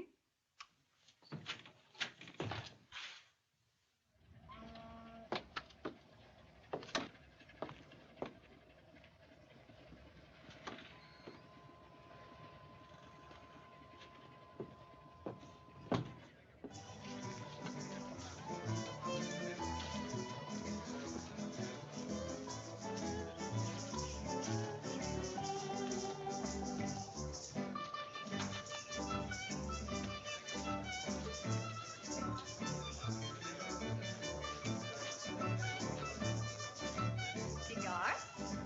Cigarette?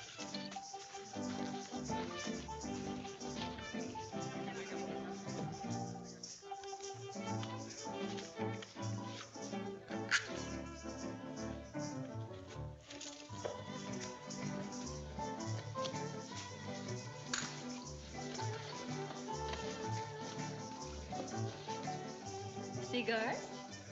Cigarette?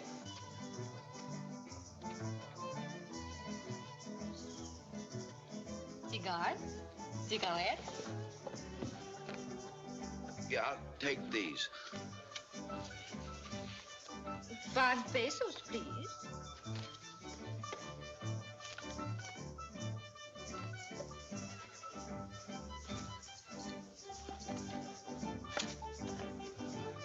Don't go away. I'll be right back.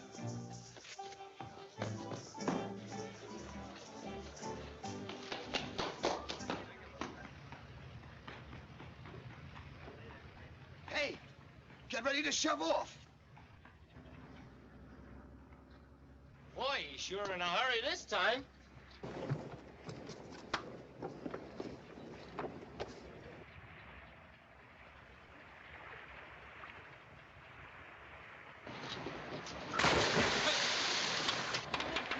Don't go away, boss. We'll get you. We'll get you. In a minute. I got him, boss. Hey, give me a hat.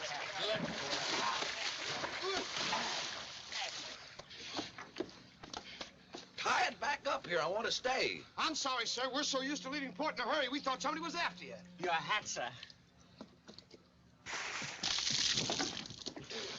Oh, sir.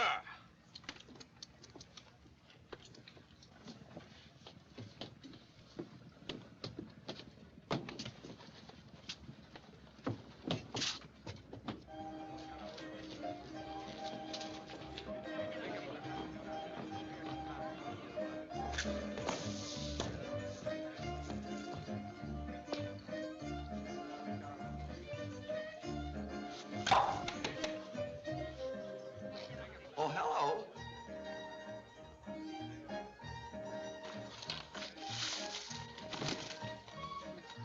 50 pesos.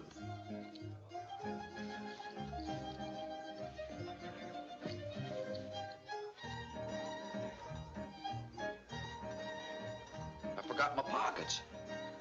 Don't go away.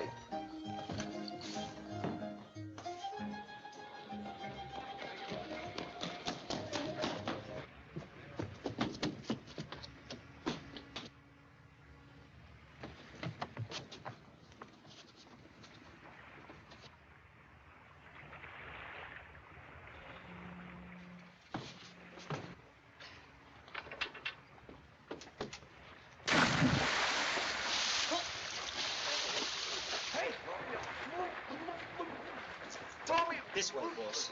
I'll get him. Will I This get is the it. hook? Holy smokes, you got I just put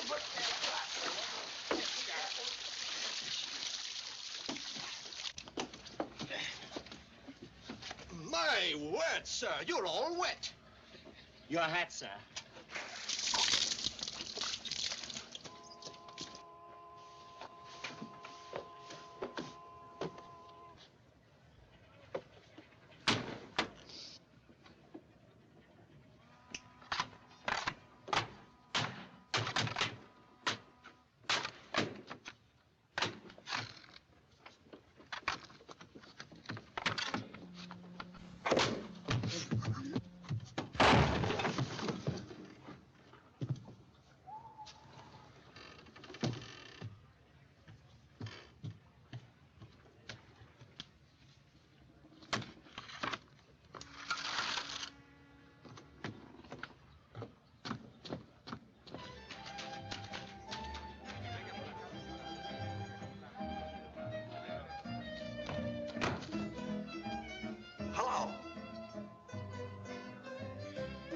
You are what the Americano call screwing, no?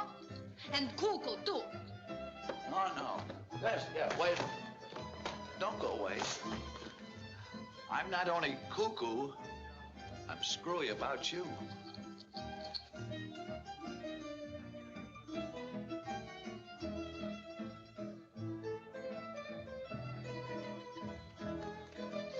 Would you care to dance with me? Would I?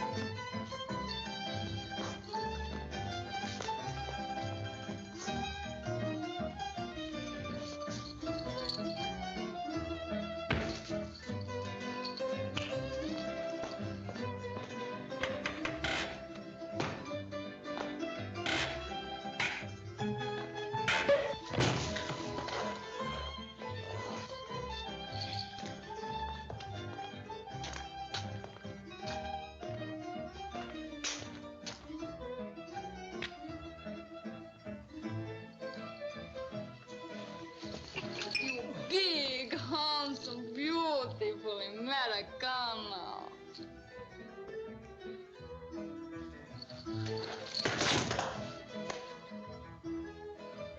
You love kind of rough, don't you?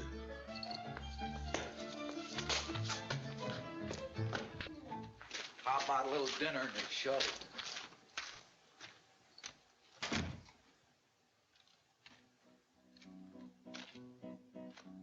Debajo de mi ventana pasan las noches rondando un charrito muy valiente que me está enamorando.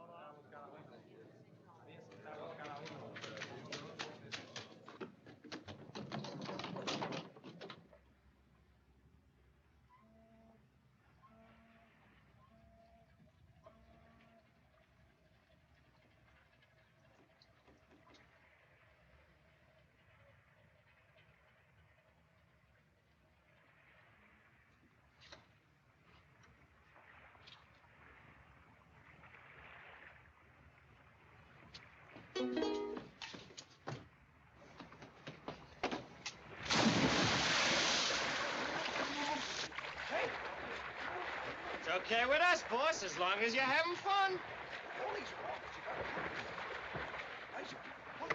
Give me a hand.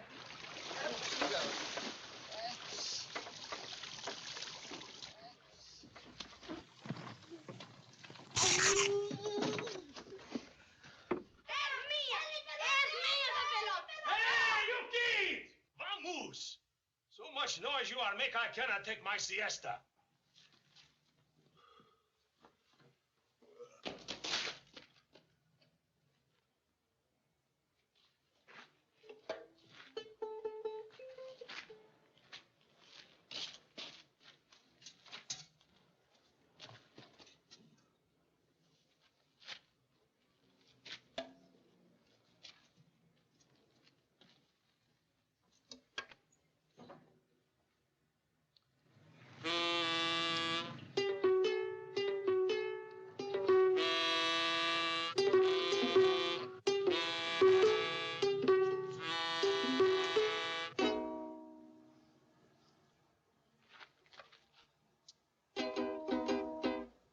In a little Spanish town, 'twas on a night like this. Stars were peekabooing down, 'twas on a night like this. I whispered, be true to me, and she smiled, see. Many skies have turned to gray because we're far apart. Many moons have passed away and still she's in my heart. We made a promise and sealed it with a kiss.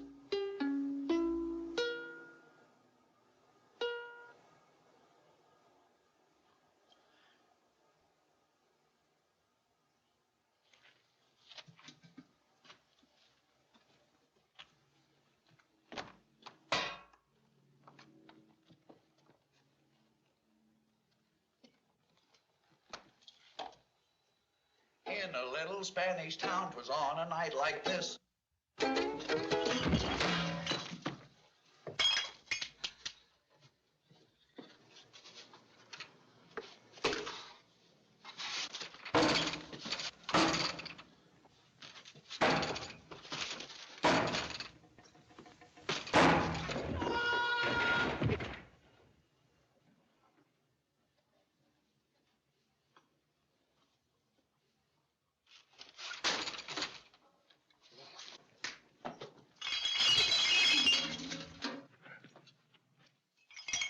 For this, I'll kill you.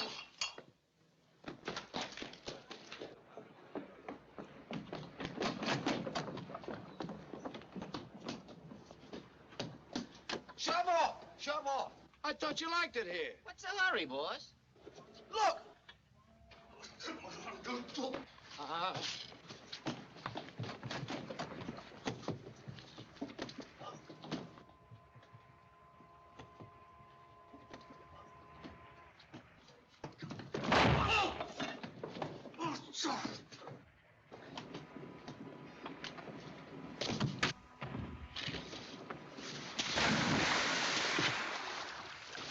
Holy smokes!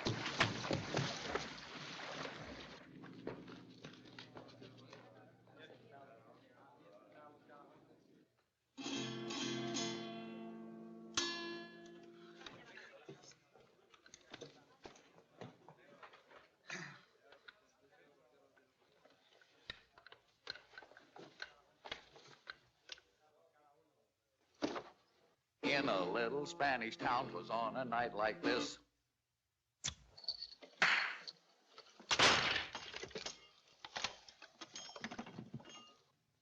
My caveman!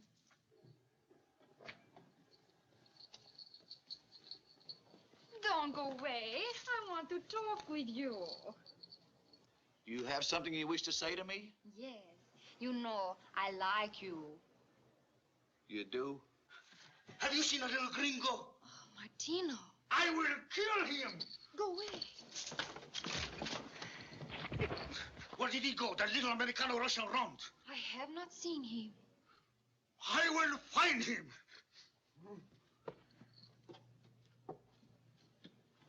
Oh, I'm afraid for you. That's darn nice of you. I saw you. You have protected him. Oh, no. Oh! We will fight the duel at the edge of the forest at daybreak. I come from the north, you come from the south. And come shooting because I am going to kill you. Please, my little friend, get on your boat and leave. He is the best pistol shot in this whole country. Oh, my little Pamplinas.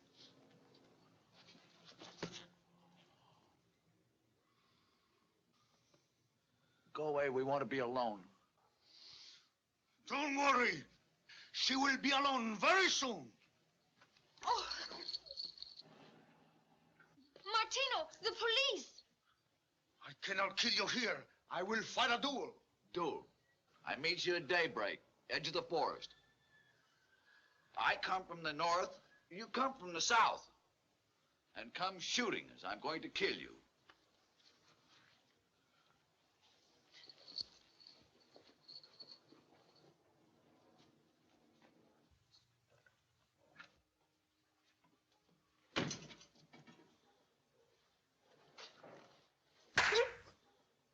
You come from the east.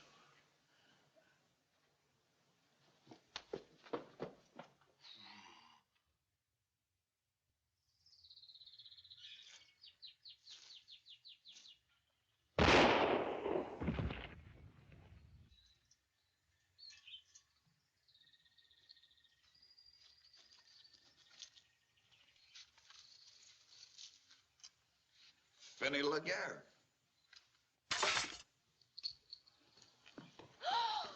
My husband.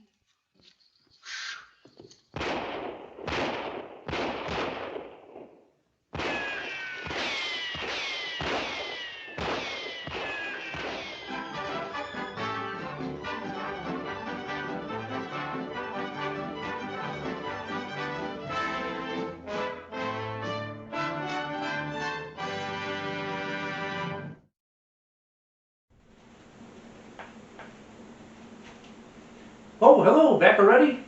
This is Don O'Malley with Don's Breakfast Cereal Show, and that's the end of our Scared to Death from 1947, our Easter special, starring Bela Lugosi and George Zucco and Renfield. Yeah, Renfield again. Gonna have to really send a nice letter to Frank and Countess Carita for letting Renfield out again, so he can be on my Easter special. Well, join us next week when we get back to our regularly scheduled serials. And if you can, check me out on YouTube under Donald O'Malley or Don's Breakfast Cereal Show. Thanks again for tuning in. Stay safe.